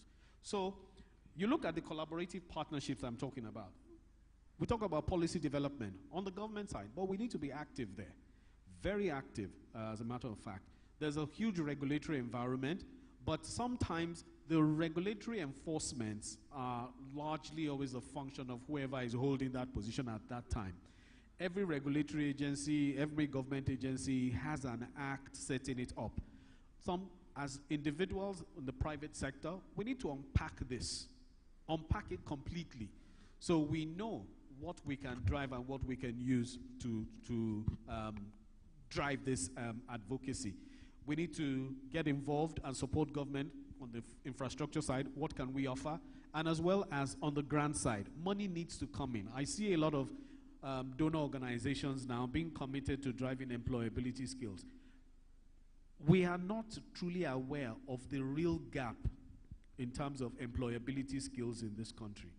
If you interview people every day, you would know the huge gap in terms of employability skills. So we need to track back even to universities to see what kind of curriculum, the base developments that our graduates are getting. If possible, back into post-primary institutions at the secondary level to see how curriculum can be tweaked to ensure that whoever is leaving school in the next year or two is digitally inclined, has enhanced digital acumen. They are taught deeply in the areas of sustainability, and they can easily transition and plug into jobs. There's a broader conversation we can continue to have about this, but innovation is key. We have to look at how we continue to implement sustainability programs, and of course, looking at the investment that comes to drive all these initiatives. Thank you. A round of applause for Mr. Lasukomi Adenuga. I love the way you have set the tone for us. You mentioned the fact that our world has changed post-COVID. You mentioned something that caught my attention. You said skill set requirements that are available now will become obsolete. And there's the need for us to, reskill, have that understanding and that awareness. You mentioned a few around eco-literacy, cybersecurity basics. You mentioned around the 4 pillars, workforce, freelancers. You mentioned you used a lot of terms, but more importantly, you ended on the note of flipping the side to say, yes, government should do something, but what can we do from the perspective of the OPS, that's the organized private sector, in terms of advocacy, infrastructure support, and how do we fill the gap, the conundrum currently existing between the teachings in our universities and the business requirements in the now of work. So you set the tone well. Now to bring the conversations to bear, I will begin to pose my questions to my discussants so that we can have a very robust conversation. To start with, I will still continue with you. And my first question has to do with integration of sustainability to workforce strategies. You mentioned something around that towards the closing of your talk. And I will say that given the growing importance of green and digital jobs in Nigeria's economic landscape, how does your organization, Workforce Group, integrate sustainability principles into its workforce strategies to support sectors such as renewable energy, energy efficiency, and sustainable agriculture? So we're looking beyond the regular. How does Workforce Group support that? Okay, thank you very much for the question. As a business, we offer a wide range of services. And one of the things we do is consulting, a bit of advisory and training. So if I pick it first from the training side, we work with organizations in developing fit-for-purpose interventions that solve organizational problems. In developing those interventions, our key focus is not just building the skills required for today, but also looking beyond that in building the skills for tomorrow. So we're developing a curriculum. We begin to look at what are the sustainable practices, for instance, that need to come into place. If it's an HR program, for instance, HR, and I say this with all respect, most of the time is always focused on people. And we look at, but HR rarely focuses on business. So we now develop curriculum in such a way that all our intervention, we ensure that an HR intervention, for instance, has business acumen and sustainability built in.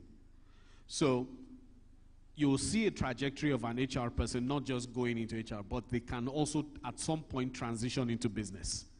So they have a real broad understanding of their role and how the people practices create sustainable value for the business. Secondly, we look at the eco-friendly practices. And I dare say, I'm sure there are quite a number of organizations now that you have ditched printing, begin to use a lot more eco-friendly resources, ditched generators, more investing in more green energy. Those are the kind of things we do as a business. And in our advisory play, when we're working with organizations, because one of the things they begin to look at is how do we make more money or how do we save cost? From the cost-saving side, those are the kind of things you look at. What kind of practices can you invest in one time that you can now sustainably reap the benefit over time? Those are the sustainable practices. There would be one-time investments, but you will reap value over a long time. We also engage a lot of institutions. So we're working closely with higher institutions. We're working closely with the NYSC in terms of, because we have a digital subsidiary that builds learning courses, digital courses, we avail it to universities as well as the NYSC in such a way that they're beginning to learn sustainable practices as well as employability skills development that makes them work ready from when they finish university and, of course, the NYSC. We're very big on sustainability within the organization, and we ensure that beyond the organization, everyone who interacts with us in terms of the recruitment we do, the contingent staff that we have working across Africa, that is one key element when it comes to their training and development. Thank you very much.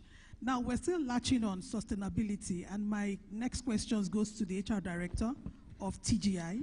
I'm aware your company, you may correct me, you have about 20 subsidiaries, if I'm correct, Mr. Kikpelu.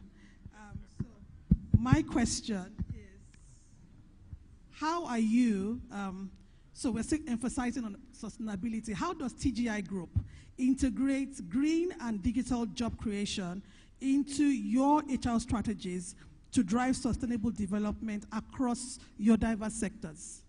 Okay, how do you do that? Okay. Thank you, Dayo, for that. TGI is very big on sustainability, and we have incorporated this into the HR strategy in the area of capability development, in the area of diversity and inclusion, in the area of talent management. So if you look at TGI, for example, in the last 5 years, we have hired 100 of young professionals in our Young Professionals program who are working on different projects across the businesses. Some are working on afforestation to make sure that our area is green, there's no deforestation. Some are working on water management with all our 4R elements of reuse, recycle, recover, and this. Some are working in some areas that are also critical to the business in terms of energy savings and energy sustainability. We have our Wakot rice plant in Agugu, for example, with 250,000 MT per year. I can tell you that we are not using diesel in that area. We are using rice husk, and we are trying to generate in our own power source. These this is a focus point for certain engineers who are young, making the environment free. By 2025, we see 3 or 4 of our factory being diesel-free, which impact also the environment, making sure that we are not contributing to carbon monoxide and the air around is very free. So there are a lot of work that we are doing in that area. And in terms of digitalization, we have collaborated also with the Seamless currently as we speak. So some of our HR processes are already digitalized. All our financial systems are already digitalized. And we have a lot of young professionals joining us.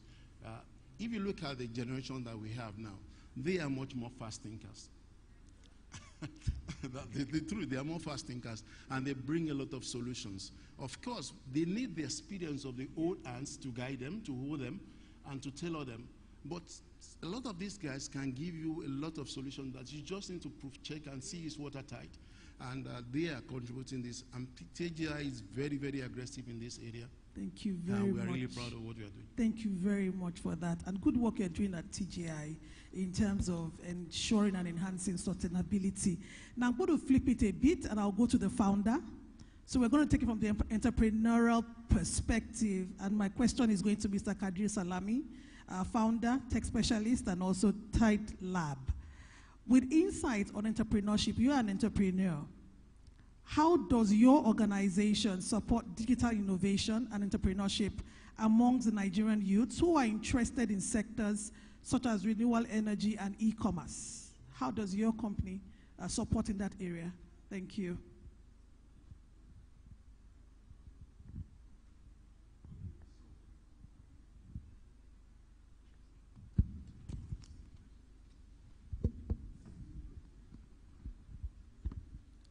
So first, I think I will start by saying, just before I got here today, I was checking the statistics from Fundera.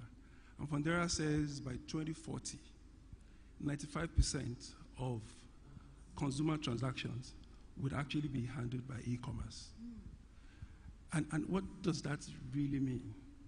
Do people even know what is behind e-commerce?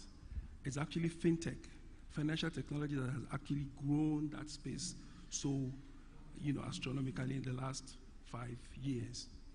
Now, at Tide Lab, what are we doing? We have actually trained over 1,000 software developers. And interestingly, in the last 4 years, 50% of the people that we have trained, they work in the financial sector, specifically fintech companies. Now, 80% of these people, they have been taken as what we call developer relation officers or integration specialists. This is not a coincidence. It was a deliberate attempt. And what a deliberate attempt we made? We have a lot of software engineers. It's very easy to go and learn how to code. But there's something that is actually missing. What is missing is the soft skills. You have a lot of people, they can code, but why are you coding? What are you coding for? Who are you coding for? So when you see most of these e-commerce solutions, these guys, what they do for these fintech companies is they're the midfield, or they're the people in between the software and the merchants. Thank you. Thank you very much for that. I was quite amazed when you said you've trained about 1,000 software engineers. I also know that the dynamics are changing from B2B to B2C. You can actually start a transaction and end it without even seeing the organization, brick and mortar, and you also have to get it delivered to you, or you get that service. And so e-commerce, basically, the market is huge, and it's the way forward. Now I'm going to send it to the next person beside you, and that's the MD of Seamless HR, Mr. Emmanuel Okeleji. And my conversation, or my question to you, will be, what's the role of HR technology in skill enhancement? And I'll drill down. During the presentation, our speaker made a few touches on digital technology and job creation and the likes.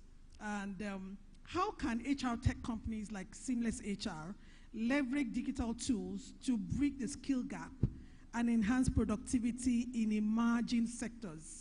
So we have some sectors that are already established, and we have some that are emerging. particularly agriculture. So how does your company, or what is your company doing, or what do you plan to do to bridge that gap in terms of skills enhancement for those upcoming Thank sectors? you very much. So a number of things. First, brief about Seamless HR. We're the leading HR and payroll tech company in the continent. One of our customers is on the panel, TGI. So we have over 1,000 businesses, banks, insurance companies, manufacturing companies who use Seamless HR to manage all of their human resources from hiring all the way to exit. And first is, I mean, there are maybe 250 thereabout people who work in Seamless today, and that's job creation even for young Africans who work in Seamless, and entirely 95% of that number are Africans. But the interesting thing is that the work we do, and just to mention that Seamless, we're in a bunch of countries across the continent, Nigeria, Kenya, Ghana, South Africa, and a few other places. The work we do is the first time that you have an African company that has the kind of data we have on African institutions. So we have insight into companies, into skills, into pay grades, into performance management, into payroll data, and all of these things that help us to be able to advise policymakers and practitioners on best practice with HR across the continent. So we're interacting heavily with CIPM in Nigeria, with IHRM in Ghana, with equivalent of those organizations across Africa. I'm able to catalyze conversations between practitioners of human resource across Africa, and also to advise governments and policymakers on skills. So for instance, we're seeing skill needs in Kenya, skill needs in South Africa, skill needs in Ethiopia, in Nigeria, in Ghana, and we're seeing distinctions between all of these countries, and be able to do sort of like a peer review between countries and introduce best practices. And we're also interacting outside Africa as well. And so the speaker talked about jobs of the future. We're able to actually play an active role in connecting skill sets that employers are asking for, in-demand skills, with a training that gets people ready for those skills in real time. So that's sort of some of the things that we're doing with HR technology and job creation. Thank you very much. I also love the pinch you added in terms of not only are you, for lack of a better word, selling your product, you're also doing some form of advocacy. Thank you for that. I'll go to the MD of Natural Eco Capital, who is actually the sustainability expert on the set with us, Dr. Eugene Itwa. And my question is, as MD of Natural Eco Capital, how do you strategize to promote and attract investments in sustainable projects, such as renewable energy, energy efficiency, and waste management? We know that waste management is actually also a core or a sore point for us, particularly in this climate. So what do you do? How do you attract investments, being that your area?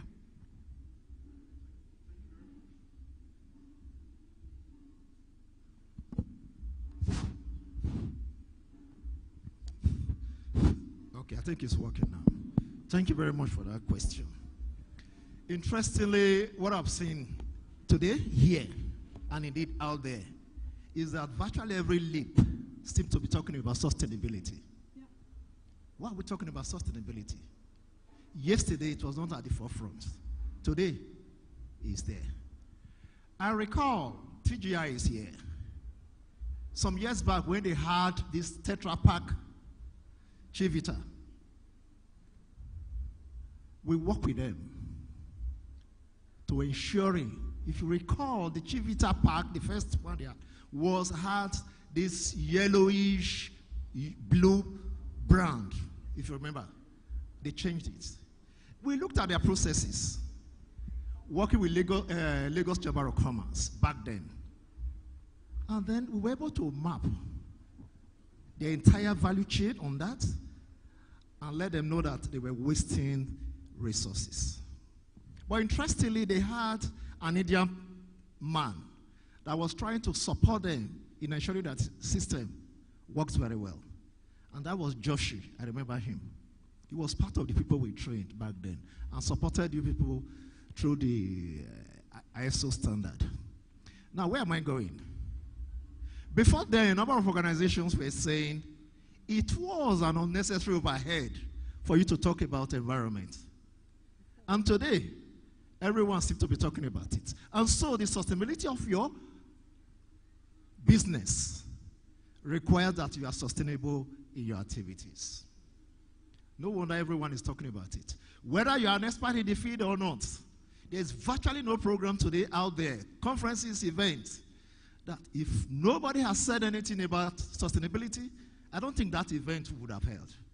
And so everyone is talking about it, whether you're an expert in it or not. In understanding dynamics, we have had to move with the trend of things. Traditionally, for instance, a number of organizations here had actually done environmental impact assessment. We do that as well.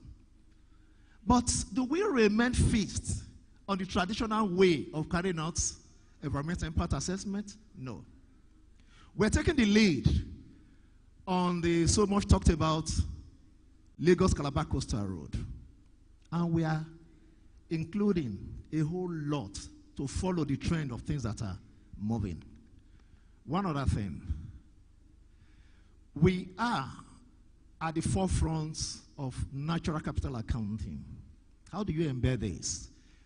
We all are dependent on natural resources.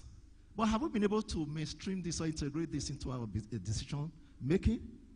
I'm not sure not all of us have been able to do that. And so we are at the forefront of supporting organizations in getting that done. We use water. We use energy. We use other natural resources. How do you ensure that these are part of your operations? And so we're supporting organizations. One other thing. SDG Impact Standard. We are only 4 in the country at present. The third one works in UN. The UN SDP Impact Standard is a new thing.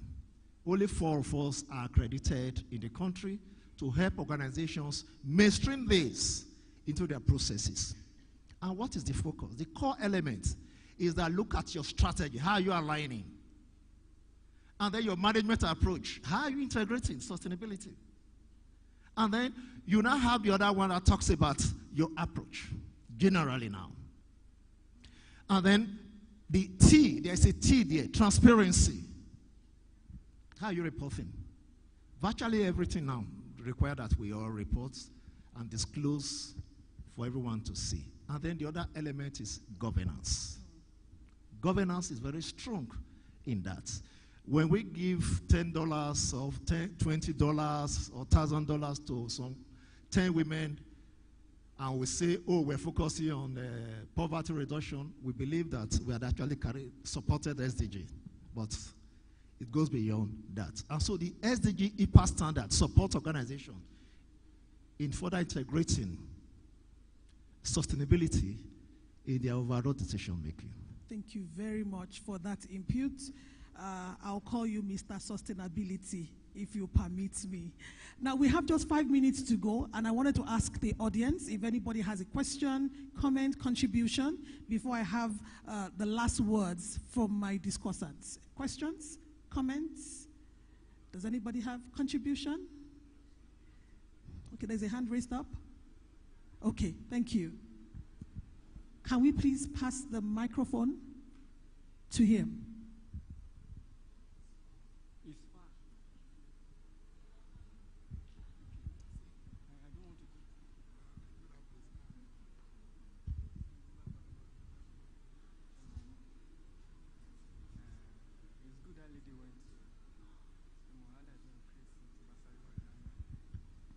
Hello. I want to, it's not a question, it's actually a contribution.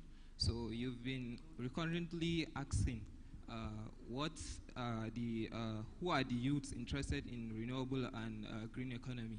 I assure you we are here and we are ready to hop on the opportunity to bring sustainable development to the nation. Well, the renewed hope agenda for sustainable development of the current government has shown its effort in attracting foreign investors. However, what is the what is the government like doing to, apart from attracting foreign investors, what is it doing internally to develop and facilitate the adoption of green economy. The green economy can bring about rapid development in agriculture, energy, transportation, and infrastructure. And I believe these are what we need currently in our nation to bring about change. And I believe there's already, I think one of the dignitaries saying universities have to bring about sustainability and courses. So there is already efforts done by the UN and the 6 geopolitical zones of the country. In each, there's a single university that teaches sustainable development, sustainable environmental, social, and procurement development. So I've also attended that, and that's where I got my sustainable development, agendas. So that's my little contribution. And that question of where is the government headed? Where is it only foreign investors, or can you do something internally? Because you can build infrastructure to provide energy, either solar, wind, just like in the pamphlets given to us. So it can also make an effort internally, just not attracting. You can provide energy to your nation without relying on other investors. So thank you very much for your contribution. A round of applause for him. I think Akikpelu mentioned the fact that the young ones, the Gen Zs, they're booming with ideas, and he's here. You engage him further. You asked a question that what is government doing? Unfortunately, the panelists are all members from the organized private sector, and so may not be able to give a response to that. I also believe that it's not a conversation that would end here. It should be a continuous one. But once again, thank you for your contribution. Another hand was raised. Thank you. Good afternoon, everyone. I'm actually looking at the theme of the summit, which is economic renaissance, harnessing government reforms and private sector agility.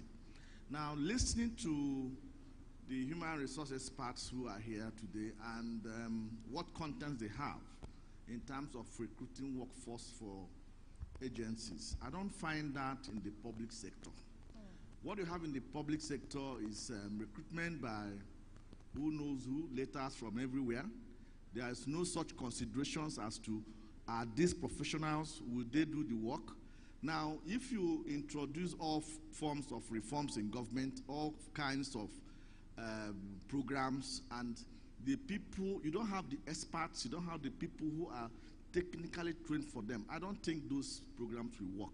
So my question is, now, how is NECA or the organizers going to help government ensure that the people that will be engaged to carry out these government programs, these wonderful reforms, are professionals who can help to implement reforms? Thank you very much.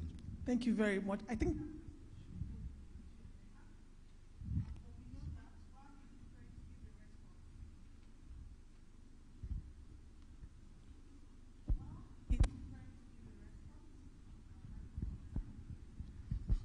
while he's preparing to give a response, I think from the organized private sector, one key thing that we would latch on will be advocacy. We believe that the more we talk about this, bring it.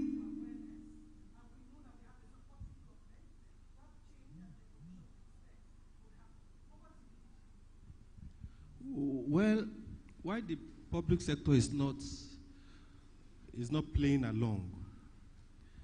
You know, there was COP28 last year. Last year, December, in Dubai, and we had a very large contingent. So we are participating one way or the other. But I think I will just limit the conversation to the private sector. And also in our footprint conversation we had in the morning, and one of the things we're also doing is to deepen our engagement and our footprint. And if you check, you see our footprint in ESG, our footprint in green economy, our footprint in climate change, in just transition. And the idea for us is this, that we want to lead the conversation. Whatever happens at the public sector, we can hardly control it. You can exert some level of advocacy to influence it. But if the public sector is not moving, then that doesn't say we will not move. So we have, also with the support of the ILO and with Dr. Itwa, I think we have a thriving process now, and we've built structures to drag the public sector along. When the public sector came back from COP28, from Dubai in December, everybody seemed to just went back to their normal activities. And we at the private sector, we came up with a concept to actually discuss what are the outcomes of COP28 and what can we leverage on COP28 to drive the conversation on climate change in this country. So those are part of the things that we are doing and part of the things that we'll continue to do. And hopefully in the next 12 months, we also want to own the conversation that everything about sustainability, about ESG in this country, NECA becomes the repertoire of that information. The go-to organization both at the local and at the international level. What will happen in the public sector, really you can't say much about it. But be rest assured that in the private sector, I think we are much committed to driving that conversation. Thank you very much, DG.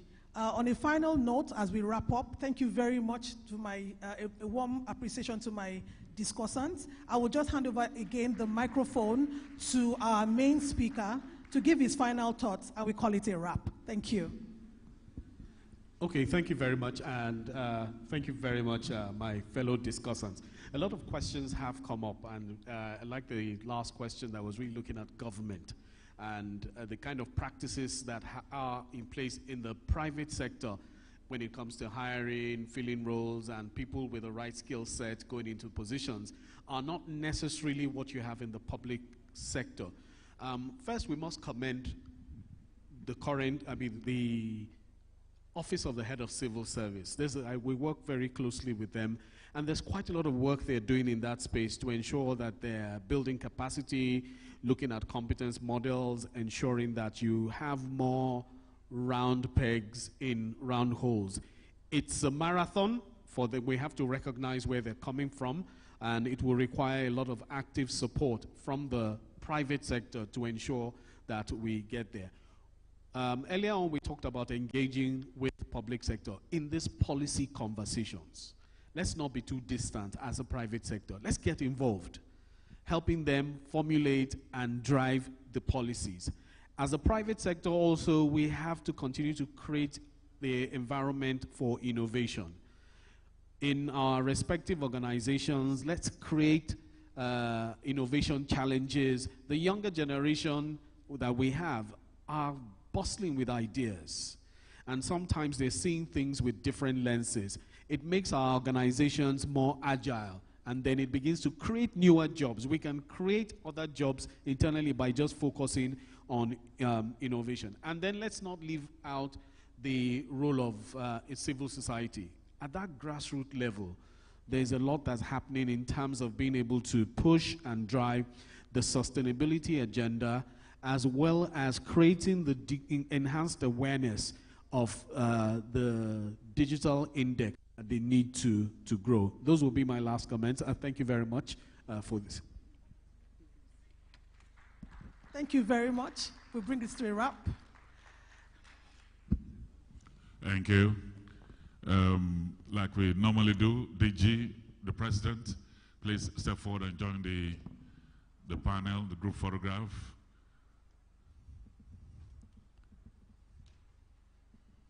Thank you very much. Can we appreciate this panel? Can we appreciate them? Thank you very much. Thank you.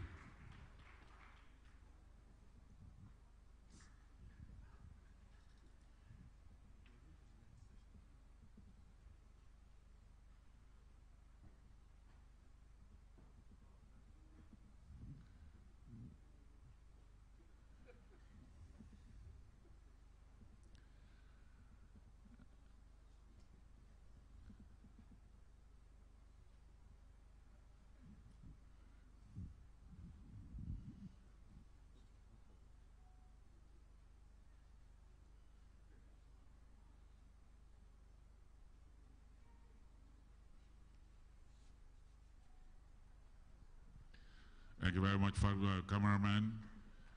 Well, the final session for today makes it 40 minutes between you and lunch.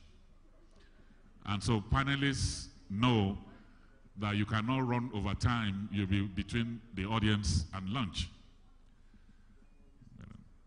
So I'd like to welcome all of you now. Like we did in the fireside chat, I'll be completely handing over to Mr. Muiwa Adebayo of Sahara Group. He knows his panelists. It's like a secret in his pocket. So he will quickly unveil. So over to you. There are microphones over there. Okay, you can take this.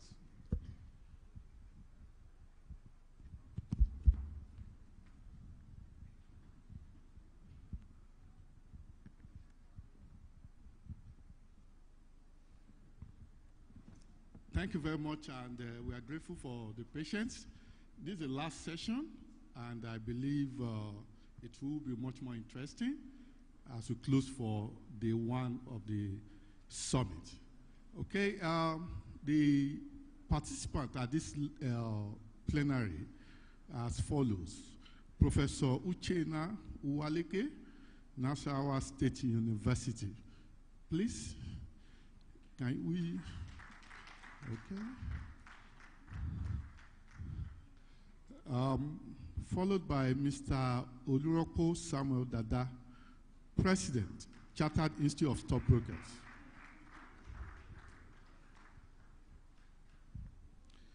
Next in line is Mr. Jude Chiemeka, Acting CEO, Nigerian Exchange Limited.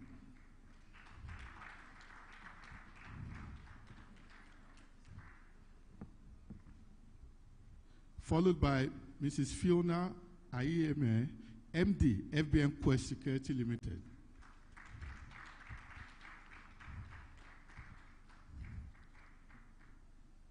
Followed by Ms. Ojeni Umoru, Head of CSCS, Abuja.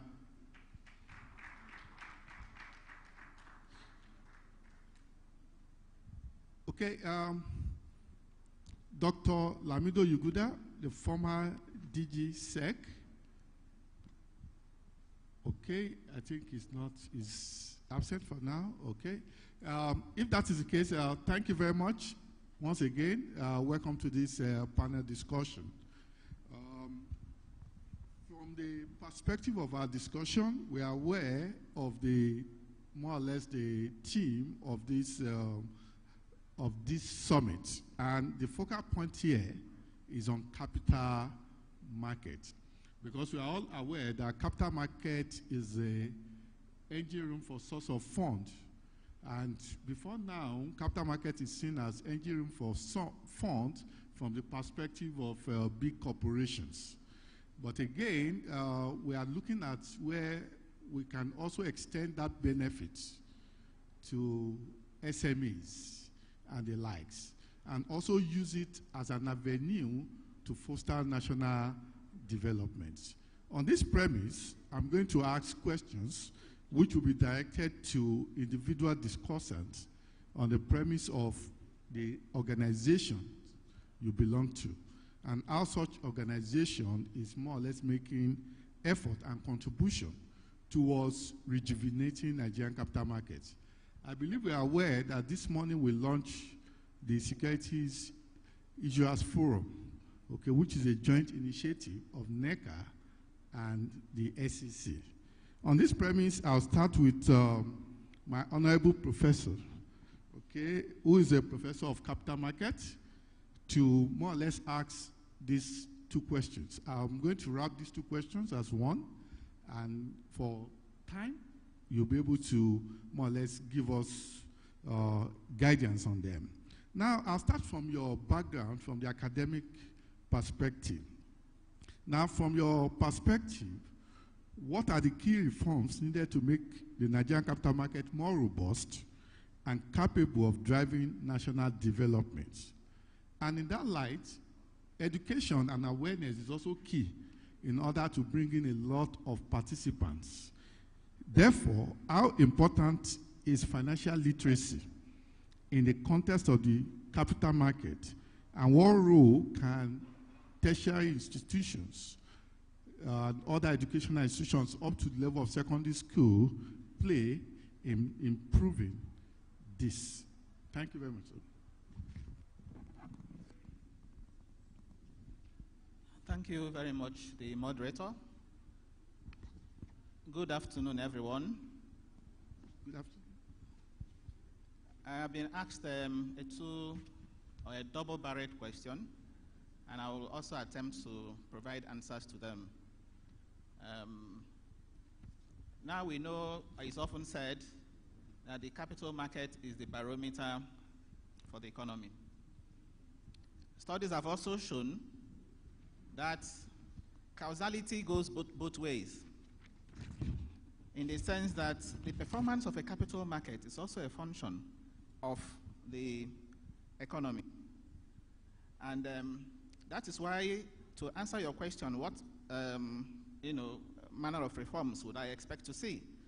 I would expect to see those reforms coming first at the macro level, from a general perspective.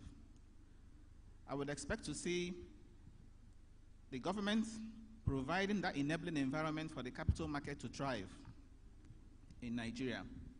I would expect to see reforms in fiscal policy, whether in terms of taxes, whether in terms of spending, and also in terms of even borrowing. And which is why I'm happy today that the government has set up a committee on fiscal policy and tax reforms. I understand, Taiwo was there in the morning. We have been on this committee together. And in that committee, I chaired the subcommittee on the capital market. And the good thing again is that the implementation phase has commenced, and I've also been included in the implementation phase of that, that committee. So I would like to see changes in terms of, I said, in terms of the three, if you like, dimensions of fiscal policy. Borrowing is very critical, because if you look at the structure of our debt today, domestic debt stock today, you would agree with me that we have not borrowed right in the last, since, if you like, since 1999. And that's because that structure is heavily weighted in terms of, in favor of FGN bonds. FGN bonds come with discretionary feature. We all know that. When government uses FGN bonds, issues FGN bonds, what the proceeds are applied, to, is left at the discretion of the government, as opposed to infrastructure bonds. Okay, the recent data by the Debt Management Office that we saw, FGM bond is accounting for 78% of domestic debt, instruments used to, uptake domestic debts. Whereas infrastructure bond is representing less than 3%, namely the Sukuk that we have. The Sukuk component there of the about 62 trillion domestic debt. Sukuk is just 1 trillion. And you go around this country, you find Sukuk projects, you find, signboards indicating that Sukuk, just 1 trillion, at least you can find the evidence. Imagine what would you have if you would double or triple that amount. So the point I'm making is that in terms of reforms, we expect to see reforms in spending, we expect to see reforms in also borrowing. So going forward, the government should do more of infrastructure bonds, okay? Because that is when you can, where that can be applied to developmental projects. Now, on the issue of what the universities can do, you have made the point. You can't overemphasize the need for financial literacy, because financial inclusion is also a function of financial literacy. Okay, and they have, of course, over the years, efforts have been made to improve financial literacy, especially starting at the level of secondary schools. Some years back, I was engaged as a consultant, as a lead consultant by the SEC, to develop content. This was in conjunction with the Nigerian Education Research and Development Council. Develop content for capital market studies in secondary schools, and we did that. Okay, and the next phase would have been that of universities. At the point I was in SEC as chief economist and the director of research. So we did that. And as I said, the next phase was meant to be for universities. But unfortunately, as I speak today, not much has been done in terms of infusing or even introducing capital market studies at the level of universities. But what you find is individual efforts of universities. For example, in my university, we have taken the initiative to start a degree program, dedicated, of course, with the help of the CIS, Securities and Investment Management Studies. We are the first university to start that in Nigeria, a full department on Securities and Investment Management Studies. And today I can tell you that NUC has also given it accreditation, full accreditation. And we're also the first university in Nigeria, as a matter of fact, in Africa, to start an Institute of Capital Market Studies. Today, that institute is offering PhD programs in money and capital markets, and we already have students. Okay, so because you are asking what we are doing, and of course, if you like, those teaching capital market related courses in universities also decided to come together to establish an association, which we call the Association of Capital Markets Academics of Nigeria. And I have the privilege of also leading that association. I'm the president. So these are the things we have done within the 4 walls of the university system to project the capital market. And I think that also requires the support of the private sector, the support of the government. Because the private sector, in the past, we used to hear, in other climes, we hear the private sector companies endowing professorial chairs in universities for capital market research. That appears to have dried up now in the Nigerian context. Well, so that is what I want to see. I want to see more of that, going forward. Thank you. Thank you very much, sir. In summary, it's more or less like it's a two-way thing. When you talk about annexing capital markets, it's also a function of how the economy is faring. Absolutely. Okay. Also, you talk about things like government providing enabling environments in order to more or less facilitate productivity, which will require capital, and in which capital market will be available for it. Likewise, various reforms, and of the fact that current fiscal reform, you are at the implementation stage, which we expect that things will come out of it. And also you emphasize that more of federal government bond has taken more than 70% of the capital available for debt security in the market. And likewise, we should much more emphasize infrastructural securities. And we cannot overemphasize the need for financial literacy at all levels. Thank you very much. Now, for those that are also saddled with education in one way or the other at professional level, including regulating operators and the like, is CIS, okay, the Chartered Institute of Stockbroker. Now to Mr. Oluropo, every professional society or institute have what we call professional standards. Therefore, in this light, as the president of CIS, what initiatives have been taken to enhance the professionalism and integrity of stockbrokers in Nigeria? The reason being that we've had experience in the past, very bad in the later past, of where brokers even sell shares without authorization, even though with the introduction of CSCS clearing system, this has reduced dramatically. But what then is CIS doing at this point? And lastly, with respect to that, is also market participation. Okay? What strategy can be implemented to increase retail investor participation in the Nigerian capital market? Thank you, sir. Thank you. Good evening, moderator, and good evening, everyone. My professor have spoken. I will just adopt everything he said. Who is a professional? You define a professional by skills and integrity. Those are the two words that distinguish a professional. You have skill, you have that integrity. Well, in our own space, there are many skills. But when it comes to integrity, I think there are issues everywhere in the country. Integrity means 4 things in our business. And according to CC, integrity means, number 1, honesty. Number 2, transparency. 3, openness, and 4, fairness. And for any contract or any business to have integrity, it must have the form of all these 4 attributes. Now, let me just now go back to your question. What do we do in the market? That is when it comes to professionalism and integrity. Well, as it is a stakeholder issue. And the critical stakeholder, the number 1 stakeholder in the market is SEC. As we speak today, they have a very robust framework to attack infractions and malpractices within the market. That is number 1.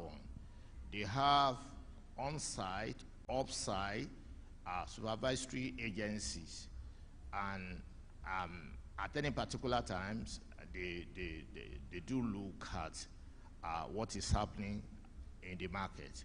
And again, too, they have other trading platforms that we have, like NGS, SCLFE, CSCS, that infrastructural provider, and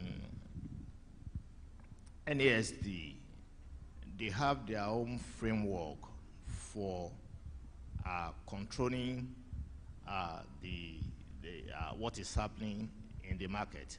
So what I'm trying to say is that it is not open. We have been able to enhance professionalism through the introductions of technology in the market, and when you are trading as it is today, as you are trading, there is alert, you get alert, and when you are trading on client account, the client is alerted, and within a period of 3 days, you have to pay the client. So it's not as it used to be. I can tell you that this day we have been able to enhance professionalism, integrity through various platforms introduced by SEC and other trading platforms. And as for Chartered Institute of Stockbrokers, we have a tribunal, and the tribunal has the power of a court. So if you sell your candidate or your client property without mandate, you are going to be deregistered. So it's there, and there's nothing anybody can do about it. Not only that, we refer you to law enforcement agencies like EFCC and police for trial. And the strategy, what we can do, that is to bring retail customers to the market. There are so many of them. And the number 1 is that I will be calling for enabling environment. Okay, before I do that, let me just quickly give these statistics. As we speak today, we said that Nigeria has about 200 million people, but the numbers of accounts we have in the CSCS today is just about 7 million. That is 3.5% of the population. And if you look at the mean age of clients registered in the CSCS, it's about 54. If you look at the mean age of stockbroker today, it's about 53. So what am I saying? I think it's the youth, and the youth constitutes 70% of our population. They are the ones that are not in the market. So if you want to attract anybody, we should have strategy. That is the youth, and those strategies should be tailored towards bringing the youth to the market. And what can we do? Number 1, we have multiplicity of tax. If I run a company, I pay corporate tax. And if I have to declare dividends, it's subjected to another withholding tax. And if I have my dividend, I pay it to my account, I'm subjected to personal income tax. So something must happen about this to encourage people to come. Another area we are looking at is that we need to engage our stakeholders, especially the youth, on the need that is to invest in the market. And again, too, there is need for government to provide what we call enabling environment. Enabling environment is not the duty of government that is to be providing job. It is the duty of government to provide policies that will encourage individuals to set up company that will provide job. So that is how it can be. And what are these things? I'm talking of the rule of law. If you seize my property, I should be able to take you to court and within a time frame get it back. That is where I'm talking of infrastructures. I cannot continue to be my own local government, providing my water, providing my security, providing my, why am I paying tax? So those are the kind of things that we have, and technology too. The essence of technology is that it enhances transparency in businesses, it enhances efficiency. And again, we have to look at continuous educations. We have like financial literacy programs. Let people know that they have to diversify. In stock market, like Warren Buffett, what he said is that for you to maximize benefits in the market, you have to be there for 7 years. So it's not something that you just pump in today and get out tomorrow. That might not work. And I think that is the summary of what I have for now, please. Okay, the last one, let me just talk about this because it's very huge. Informal market in Nigeria is very huge, and that is why the microeconomic variables are not working. The truth is that if you go to Okeari market, we have so many people, and you want many marketers, you want 1 million, 2 million, or 10 million, 30 million, they just bring it out. Those are the money that are outside the banking systems. And for government to implement micro economic variable, it has to pass through the financial system. So these are the kind of problem we have. Informal market is huge, and this informal market, they are markets that are outside the control of the government. So government should do many things to reduce the number. As we speak today, we have a lot of underbank on bank areas. We are told that in the north, we have some local government without a single bank. So how do you now implement microeconomic variables in those areas? These are the kind of things I think we have to put in place before we can attract good investments in the market. Thank you. Thank you very much for that robust discussion. Okay, the summary of what I could see there border on, when you talk about CIS, you more or less provide skills and integrity. Okay, and I think one thing I also add to CIS as a body is you provide a lot of professionals with competence. Okay, and you make mention of the fact that integrity has been of issue, or because it's more or less a wider thing. It's not restricted or limited to brokers. It's more or less becoming a cultural deficiency, which we just need to address. But the beauty of it is that, from your statement, is that technology has been used to attack it. Okay, with the sense that your account are in CSCS, by the time they buy shares for you, you can see the price, the quantity. By the time they sell, you get notification, and this will more or less be a deterrent for any broker to play on the intelligence of the clients. And also, I could see also that the players have robust framework in today's market. SEC, the exchanges, including NESD. You also talk about the issue of transparency now with the issue of technology. And that CIS has a tribunal that hears issues that relate to integrity, which is more or less equivalent of the power of a court. Okay, even though appeal can be made to a higher court in this case, I believe, if your member is more or less contesting your decision, which I guess. And also, number of accounts in CSCS is somehow very low, because the percentage is just a single digit, about 3 or 7%, I guess.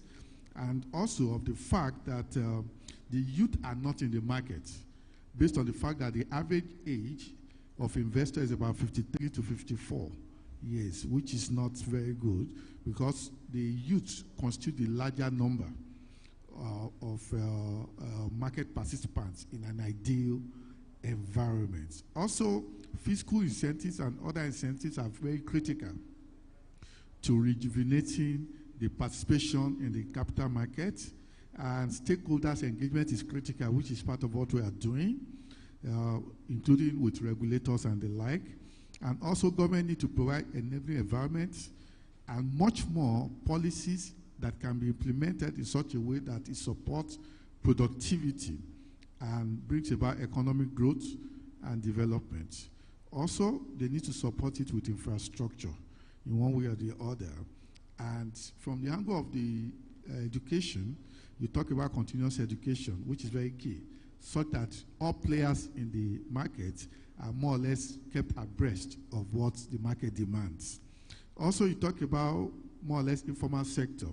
Now, even Taiwo make mention of it today that if you look at Nigerian informal sector, probably we underrate it. It's as more or less, if not twice or 3 times larger than the formal sector, which also portrays the fact that that might be the reason why some of the policies are not working, because all of those monetary and microeconomic policies are rooted through the financial system, which are only capturing the bank, whereas we have a lot of unbanked and underbanked.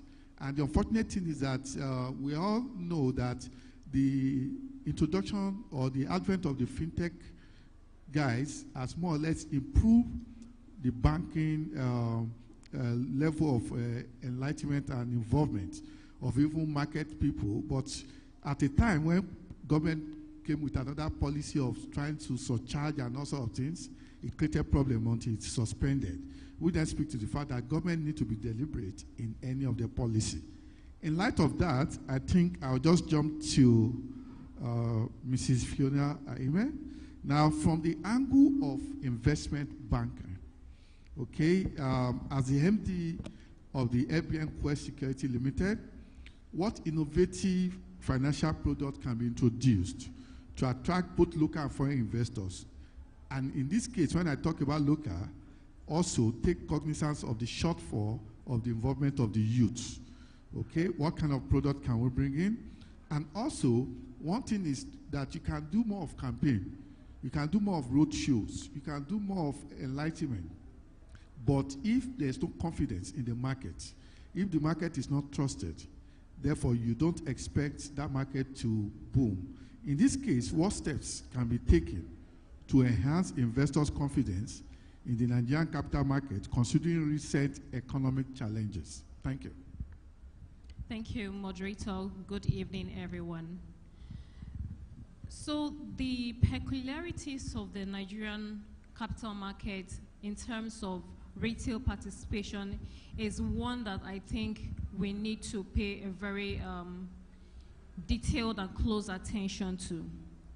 First of all, before we can get that segment to grow, I think we need to cure the legacy issues that we experienced in the past. If you are in a room full of people and you pose a question to them and ask, how many of you invest in the capital market? If they were excited, you'll see that the mood is going to go down.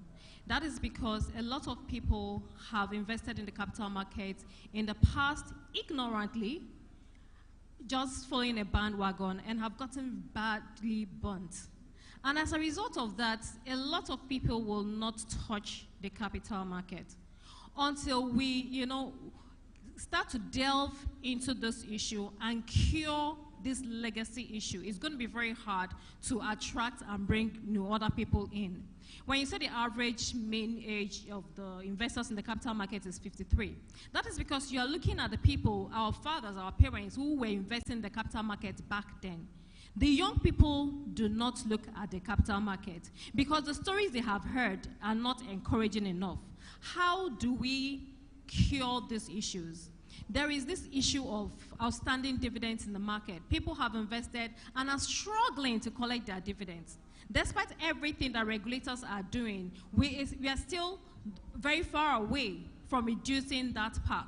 How do we reduce it? I think it has gotten to a point where we need to be a bit more decisive on the solutions to these problems. We have situations whereby people were using multiple accounts back in the day to buy, shares. And now, a lot of people's shares are hanging because they can no longer consolidate those positions. So there are some major things that we need to be very decisive about and put lines around it and try to close it out. If we do that, we're going to start restoring confidence back into the market. We will say that young people are not investment savvy and are not doing anything. However, if you look at the crypto markets, Nigerians are top 3 in the crypto market in Africa. I remember when the government kind of policy banned investing in crypto in Nigeria. People went to Ghana, they moved their funds to Ghana, and they were investing. If you speak to very young people, nowadays, people are just starting their careers. They will tell you, oh, I have investments in one share in Amazon. I have investments in Microsoft. Do you have any investments in Nigerian capital market? They'll say, what is that? So people have the desire to invest, but when we cure the issues that have been berating the capital market in the past, that will help. Another thing I think we need to do is simplifying the onboarding process. If an investor wants to operate in the Nigerian capital market, the regulation asks for a lot of things.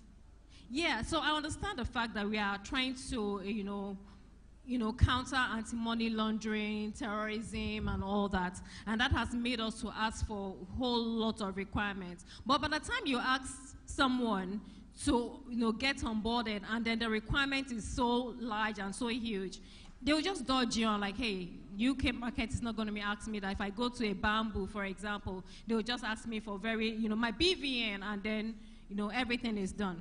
We have a lot of identity data points. But we need to have a central point whereby if I give you an ID, you are able to download all my information and get every detail that relates to me. I will ask for your means of ID, I will ask for your BVN, I will ask for your NIN, I will ask for your voter's card. All these data points are there. But even after getting these IDs, I also ask you for, go and bring your utility bill. Go and bring this, go and bring this. So all these things make it very difficult. Make it very difficult for the average Nigerian to want to invest in the Nigerian capital market. We need to make it very simple. Now, when there are infractions and people are aggrieved, there are so many places, like the president said, that you can, SEC is there, the IST is there, NGX is there. You can make your complaints. But how many people are really aware of this point? I'm going to the registrar 100 times. The registrar is asking me to come back 100 times. There's nobody, who do I really quickly go to and say, see, these people are frustrating me. So I think when we simplify the process of investing in the Nigerian capital market, that will be easy for us. In terms of products, I'd say that we've done a lot in terms of using technology in the Nigerian capital market. So if the product is right, the technology is there, you will see that participation will increase. So look at MTN, for example. Solid company, great prospects, good governance structure. When they were coming into the market, they came in very cheap with buy 20 shares. It was easy for everybody. So if you look at the data of people that subscribe to MTN, and then the platform and the mode of subscription was through your phones. Go to a portal, put something in, and then you are done subscribing. It was easy. Women subscribed. Young people subscribed. Old people subscribed. So if we continue to innovate, like the NGX is doing quite a bit, and I'm sure Mr. Jude is going to speak a bit about it, you'll see that it's getting easier. In terms of even the stockbroking firms, we are able to provide technology to our clients such that even from the comfort of their homes, they are able to trade, and their trade will hit the NGX. And they will get an alert to tell them that they have traded. It's also open to institutional investors who want to have this kind of access to the Nigerian capital market. However, it is not cheap. Regulators would, give a few names and say, okay, we advise that you go with these software providers. It gets to a point the software providers see that, oh, okay, everybody's adopting. Okay, maybe you can up the price. And it becomes expensive. So even we, the operators, are trying to make life easy. If the cost of implementing, or going digital is too expensive, we'll try to see how we can cut back on it. Because as much as we want people to participate, we also don't want it to be too expensive for us. Because I have a cap as to how much I can charge a client. And that also brings me to the cost of doing business in the Nigerian capital market. Maybe it's time we have to start looking at the cost and then cut it, a bit to make it easy and attractive for the youth to come in. We can also have, we have the plain vanilla companies already listed. So if you want to own a piece of WAPCO, Nestle, First Bank, you can do that. However, there are some people that are not savvy enough and don't understand the landscape. So we can create exchange-traded funds, not necessarily a derivative, which is a bit more complex. An exchange-traded fund, just putting together a basket of these assets, and anybody that wants to be exposed to banking sector can buy a banking ETF. You can buy a consumer ETF. You can even buy an ETF that is targeted towards the index. So there are quite a bit of things that we can actually do. And to be honest, I think between ourselves, regulators, and the exchanges, we are doing quite a bit. Thank you. Thank you very much. Thank you very much. What I can deduce here is detailed and close attention was not there in time past. Okay, and investors were not savvy. The financial literacy education was not that there. And also technology, the absence of technology made it easier for certain things to go wrong in those days. Now what then we need to do is to ensure that we cure the legacy issue because of the bad experience, which more or less is in the heads of the younger ones to say, the finger of my parent was burnt at a time, therefore it's not me. And therefore we just need to address that. And also we need to understand that there are some peculiar issues up to the moment as a result of multiple registration in those days. Some people register without identity. When I say identity, it's not name, but something that is unique today like BVN, NIN, and the likes, which such has made it that most of them cannot access their dividend because we have hundreds of billions of naira of outstanding dividend in which government even wanted to take over. Okay, we are still fighting that so that government doesn't take it over in that case. Also, we need to reinvent the wheel within the capital market among all stakeholders, and we need to simplify the onboarding process. Okay, and even though there's a trade-off between making things very simple and unnecessarily creating issues about anti-money laundering, because financial market is also vulnerable to money laundering. Therefore, we need to ensure that there's a balancing effect to simplifying the onboarding process. But what is critical is that technology will make it much more easier, and the issue of central database where we have one single identity, which I believe is the NIN. If this can be integrated with others, I think it will move on. Awareness to make complaints is also need to be enhanced. The product development is also key. It goes along with technology. Innovation and cost of doing business within the capital market need to be addressed by the regulator's intervention. And also the creation of ETF, exchange-traded fund, can aid small chunk of investors or retail investors. And this slide, I'll move to the exchange and to Mr. Jude at this point as the acting MD CEO of the Nigerian Exchange Limited. Okay, what are your plans for expanding the market and attracting more listings, especially from emerging sectors? And again, this morning we'll talk about also incorporating SMEs in this case. And secondly, everybody's talking about innovation and technology. How is the Nigerian Exchange leveraging technology to improve market efficiency and attract more investors? Thank you, sir. All right, thank you very much, and a very good evening, distinguished ladies and gentlemen. First, let me start by thanking NECA for inviting us to this event. It's always a delight to be part of this sort of event that offers opportunities for the many investors that we have in the market to get more information about what the exchange is doing.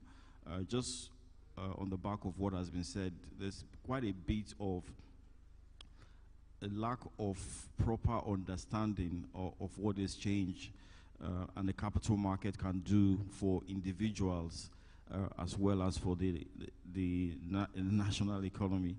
And so I think there's underutilization both ways, both from an investor perspective and also from the government perspective. But if you look at the figures and what has happened, you then begin to understand that really the capital market is the place to be if you're interested in growing wealth.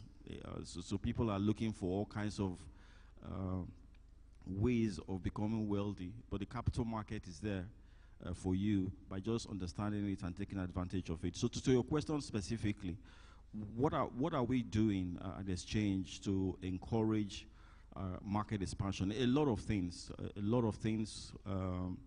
including not just limiting the exchange to the Nigerian sphere.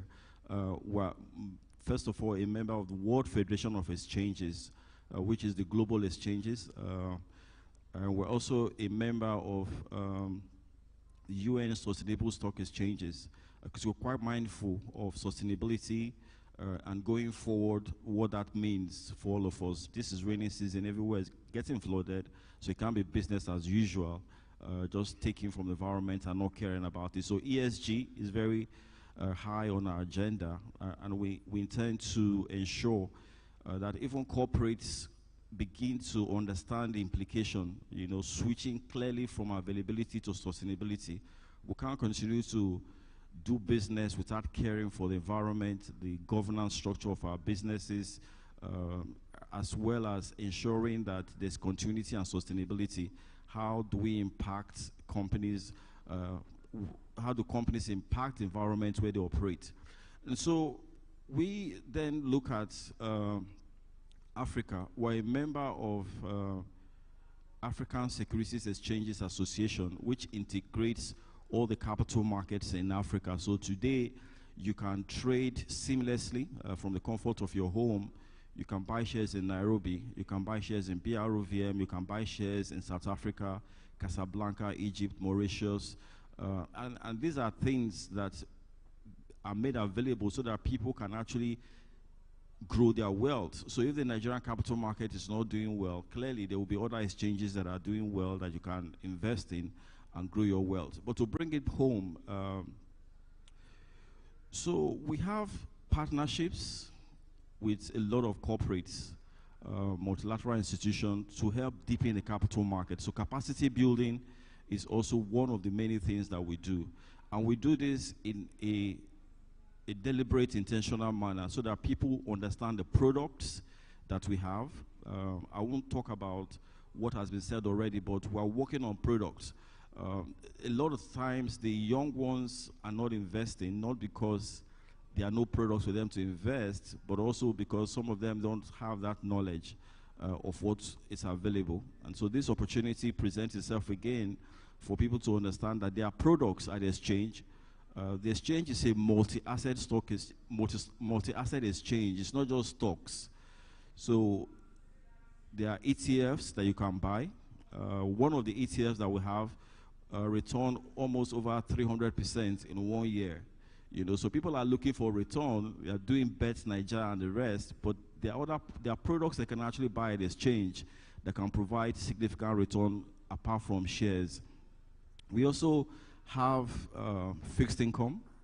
All the federal government bonds are listed. So we have a total of 325 securities that are listed on our exchange. More recently, we just launched the NGX Index Futures, which helps to address some of the volatility that hurt a lot of investors. And we're also looking to launch a single stock features. What that means is that if you bought a stock with the intention that the price will go up, then you now have a product that you can buy in case it doesn't go up, so that your losses can be moderated. Those are products that exchange have worked on to help mitigate market volatility. Now, on the issue of partnerships that we have, there are both ways to look at it. One, for the investors to have access to more products, more markets, but also, more importantly, for the issuers to also have access to more investors. You're talking about bank consolidation at the moment. So can the Nigerian banks raise the money from Nigerians? The answer is the exchange has partnership across different geographies. So you will have people investing seamlessly into Nigeria. So it's not just only Nigerians that invest in our market. We have internationals that invest in our market. Today we have partnership with the London Stock Exchange. So you have companies that can list in Nigeria and can also list in London. We have partnership with Johannesburg Stock Exchange, which allows companies to list in Nigeria and also list there. And also allows investors in London or in South Africa to buy into Nigeria seamlessly. We have completed work with NASDAQ Dubai, and we're currently working on Abu Dhabi Exchange. All of these are geared towards expanding our market so that investors in Nigeria can have access to not just Nigerian companies, but other companies away from Nigerian companies. If you then think about what we're doing specifically around certain themes that have been spoken about here, sustainability high on that agenda, we have MOU with Luxembourg Stock Exchange, which is the largest sustainability exchange in the world, and it allows corporates to list both in Nigeria as well as in Luxembourg, and allows investors from Luxembourg to invest in Nigerian companies that are issuing sustainability related instruments. To put it in perspective, the green bond market is over $900 billion in value globally, but in Nigeria we have less than $120 million that have been issued. So there's a lot of opportunities there that we intend to exploit to ensure that corporates can raise instruments around green bonds to be able to address climate change related matters. We talked about non-interest instruments like the Islamic products. The exchange has created a platform to allow corporates as well as governments to issue and raise those products, and also allow investors who would not ordinarily invest in an interest-bearing instrument to have instruments that they can invest in. So last year, the federal government was able to raise over $1 trillion from Sukuk. And you can see the evidence across the country utilizing in roads, infrastructure, and the likes. And we will continue to expand. We will continue to ensure that corporates have access to a wider range of investors, as well as investors have a wider range of markets to be able to grow their wealth. Primarily, the stock exchange is where companies come to raise money, where investors invest so that they can have value, long-term value and wealth. To that effect, a lot of the young people who are buying crypto today are probably doing so because they are concerned about devaluation of the currency. So today the exchange is working on products that you can buy in Naira, but they have underlying assets in dollars. We call them Nigerian depository receipts. So an issuer will buy products that are dollar denominated and then sell them to investors in Naira.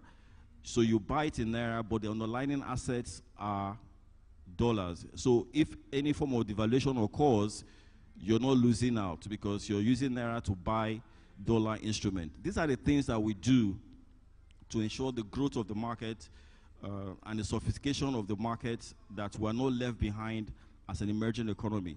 We're quite mindful of the position Nigeria occupies, and we're working to ensure that we'll grow our markets to become a true emerging market.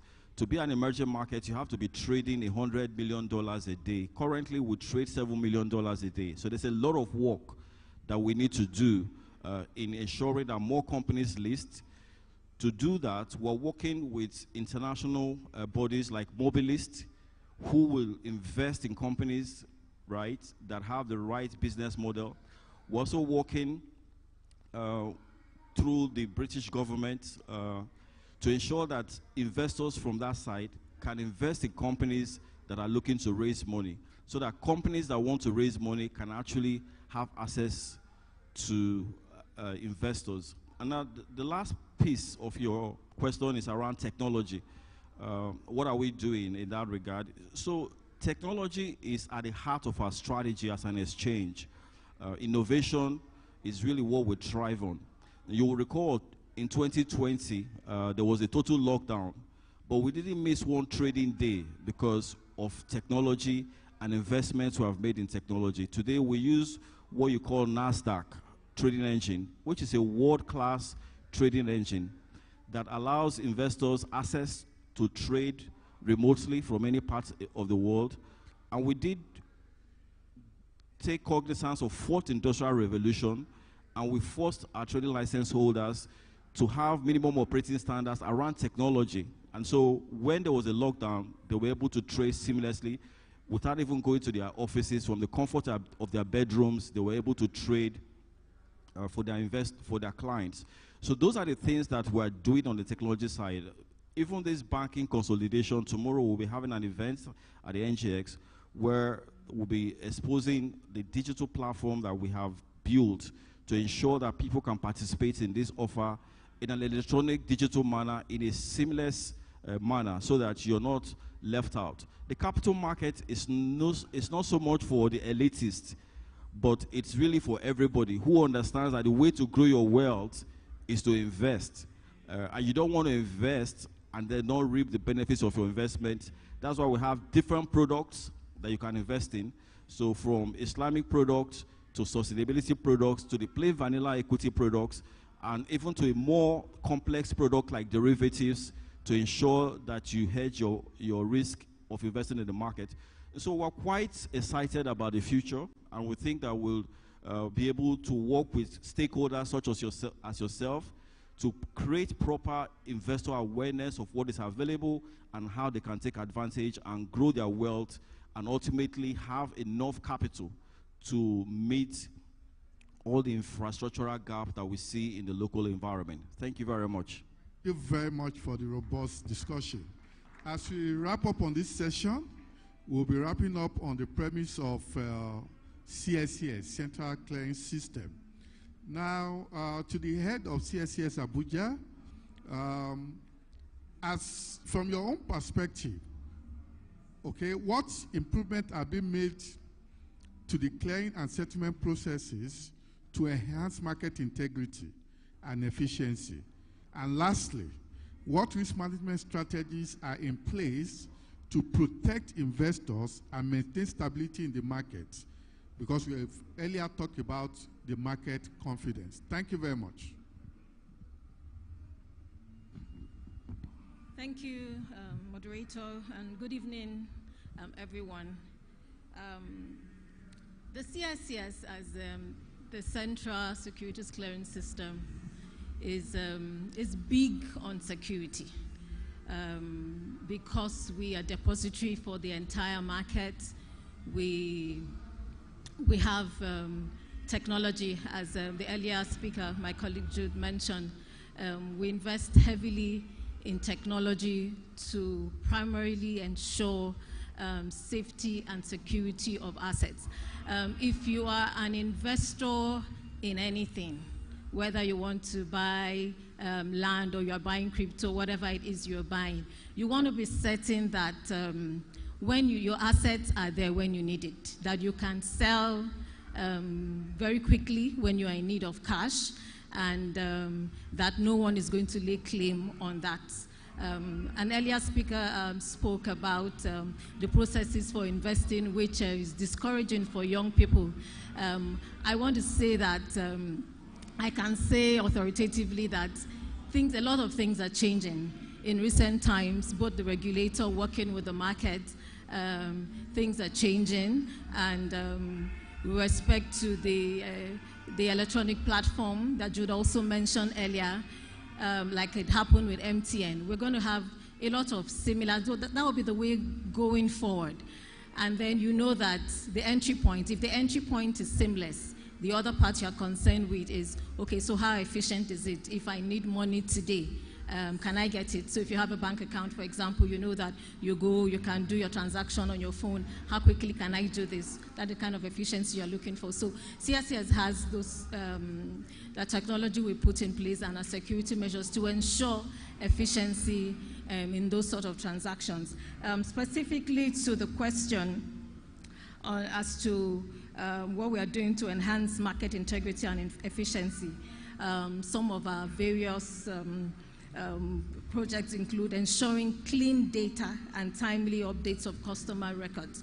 So whether the information is coming from registrars who keep books for companies, or it's coming from brokers who are either executing their clients' mandates, we want to ensure that the records are clean. And so we have a technology interface between both with brokers, registrars, and other market participants, and validation that is done through utilizing the NIB system.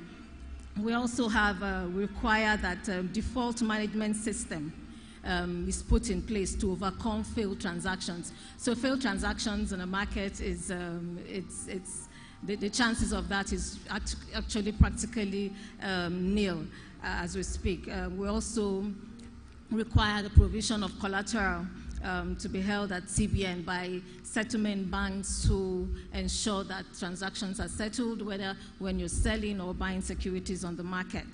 Also trade guarantee funds that's actually held and managed by the various exchanges, and a provision of an investor protection fund by CMOs as required by regulation.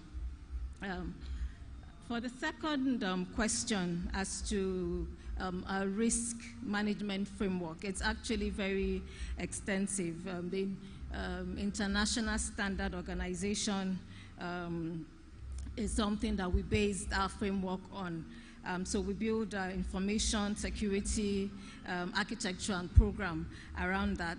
We engage third party for annual what we call vulnerability assessment and penetration tests. Sorry, that it's really very technical, but it's to ensure that we're not just doing things the Nigerian way, that we are certified and guided by international standards. We also have we maintain 24/7 Security Operations Center, which is outsourced, so it's not managed in-house. This allows us to monitor our system 24/7 over our network, and provides real-time surveillance of cyber activities on our assets.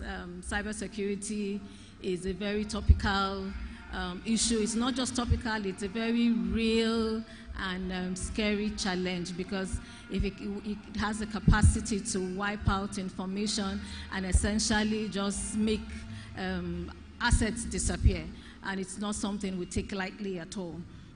As part of our cybersecurity program, we engage third parties to perform independent maturity assurances on our system and our cybersecurity program to ensure that our current state is determined, and to help us know what to do going forward. We maintain strong information security awareness program within the organization, both for our management and for staff generally.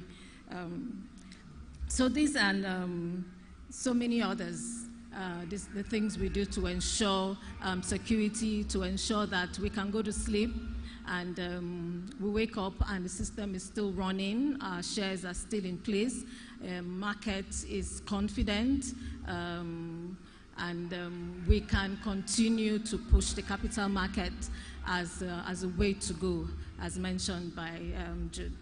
Thank you very much. Thank you very much. As the session draws to a closure, I'll just give 30 seconds for any other closeout thought or message we want to pass to the general stakeholders. Thank you very much, sir. Thank you, moderator. Quickly is to commend the NECA on this this initiative of having a securities issuers forum. It's quite commendable, and the need cannot be overemphasized. The reality is that the capital market is not just about the secondary segment of the market. Okay, it's also about the primary segment of the market. PwC report not too long ago talks about just 7 IPOs that was done between 2011 and 2022. 7 IPOs in Nigeria. In terms of further ons, about 29. Compare that to South Africa, where South Africa recorded 58 IPOs and 740 further ons. Again, in terms of number of companies listed, we only have about 155 companies listed on the exchange. In 1999, there were 195, today 155. India has over 7,000 companies listed. So there is need to encourage a number of companies to come, to issue, to come to the market. On our own part, in the university, for example, I'm the chairman of the board of the Microfinance Bank Limited, and also the chairman of the University Consult. My vision is to eventually take these institutions, to the capital markets. And of course, I will encourage other universities to also think of how to take their profit-oriented entities, to the market. That is one way to also improve funding of Nigerian universities. Thank you. Thank you. I want to say that regulation is now proactive, not reactive. And our investment in the market is very, very safe, safer than what it used to be. So there is no room for apprehension about integrity of the market. I can tell you that more than ever before, that integrity is there. Thank you.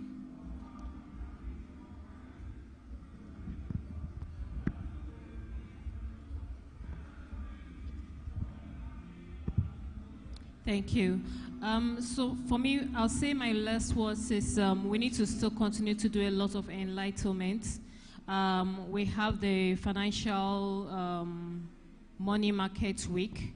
Why don't we have a capital markets, enlightenment week? I think that will also go a very long way in enlightening the young people starting from secondary schools to get to know that you earn, you save and invest. Savings alone will not take you far, but investment is what will make the difference in your financial freedom. So I'll say there is opportunities in the Nigerian capital market despite the woes that we've experienced. You just have to work with trusted partners. Regulation is way, way better than what it used to be. So let's work together and let's make money together. And let companies come together and raise monies from the capital market. Thank you.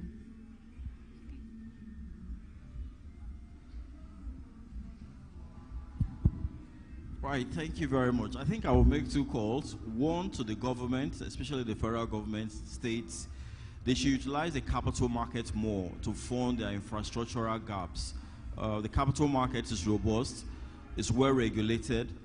Because we have access to international investors, they can use different instruments and they emphasize on the debt. The country is owing too much money and they shouldn't rely solely on that segment or that asset class. They can utilize the primary market route for equities, asset sale, privatization of government assets. They can raise the required capital for what it is that they want to do. And for the investors, I think the capital market is about the safest and the surest place to grow your wealth. And it's something that you need to look at again. An opportunity has presented itself. The banks are recapitalizing. So whatever their share price is now, based on their current share structure, you can be rest assured that when they raise the 500 billion for the ones that need to raise 500 billion, and they will, because the market is robust enough, that the share prices of these companies will grow. So this is an opportunity for you to invest and also ensure that your wealth is protected. Thank you. Thank you. In closing, I would say that technology is being used now. We're leveraging it across the market, but still a lot needs to be done, both on the part of the market infrastructure, the big players, as well as regulators and government. But technology is there, knowledge is power. You can buy shares using your phone. You can check what you have using your phone. There's a lot you can do. Sometimes we just assume that these things are not in place, but it really is in place. There are apps and stuff you can use right here in Nigeria. For regulators, for government, my call is for them to encourage this more and more. We still have a long way to go in spite of my saying that technology is already being used. We still have a long way to go, and that encouragement is necessary to take us to a higher plane. Thank you very much. Yeah, thank you very much, all discussants. That means we'll bring it to the end. Now we have been able to establish how we can harness capital market for national development. Thank you very much, and God bless you all. Thank you very much. Very quickly, Mr. President and DG, please can you step forward and join them here for the photograph.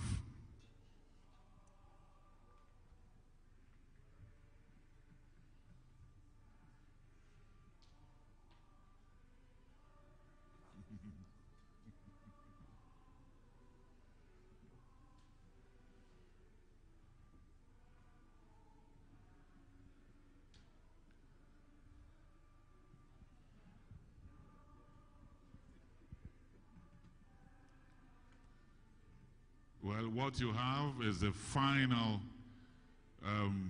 panel for today.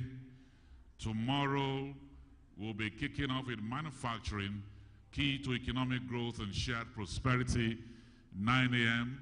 All the panelists will be here to continue the conversation about how we can make the private sector more agile.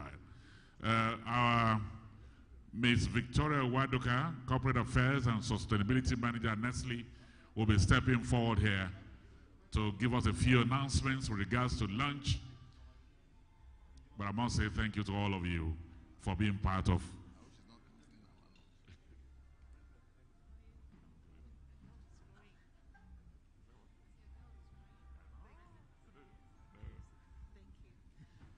Thank you very much.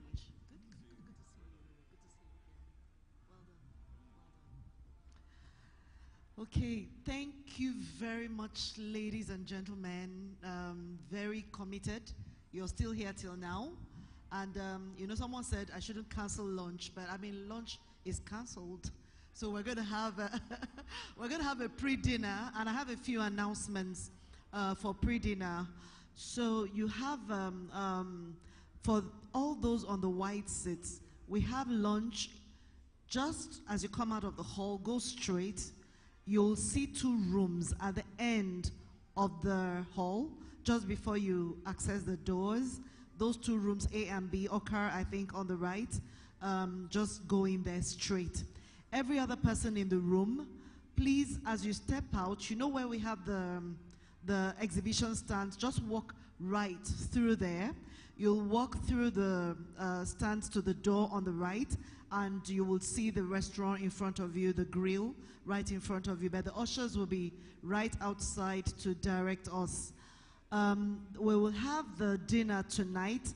So if you have the card, please be at the dinner venue at exactly 6:30 p.m., 6:30 for 6:30.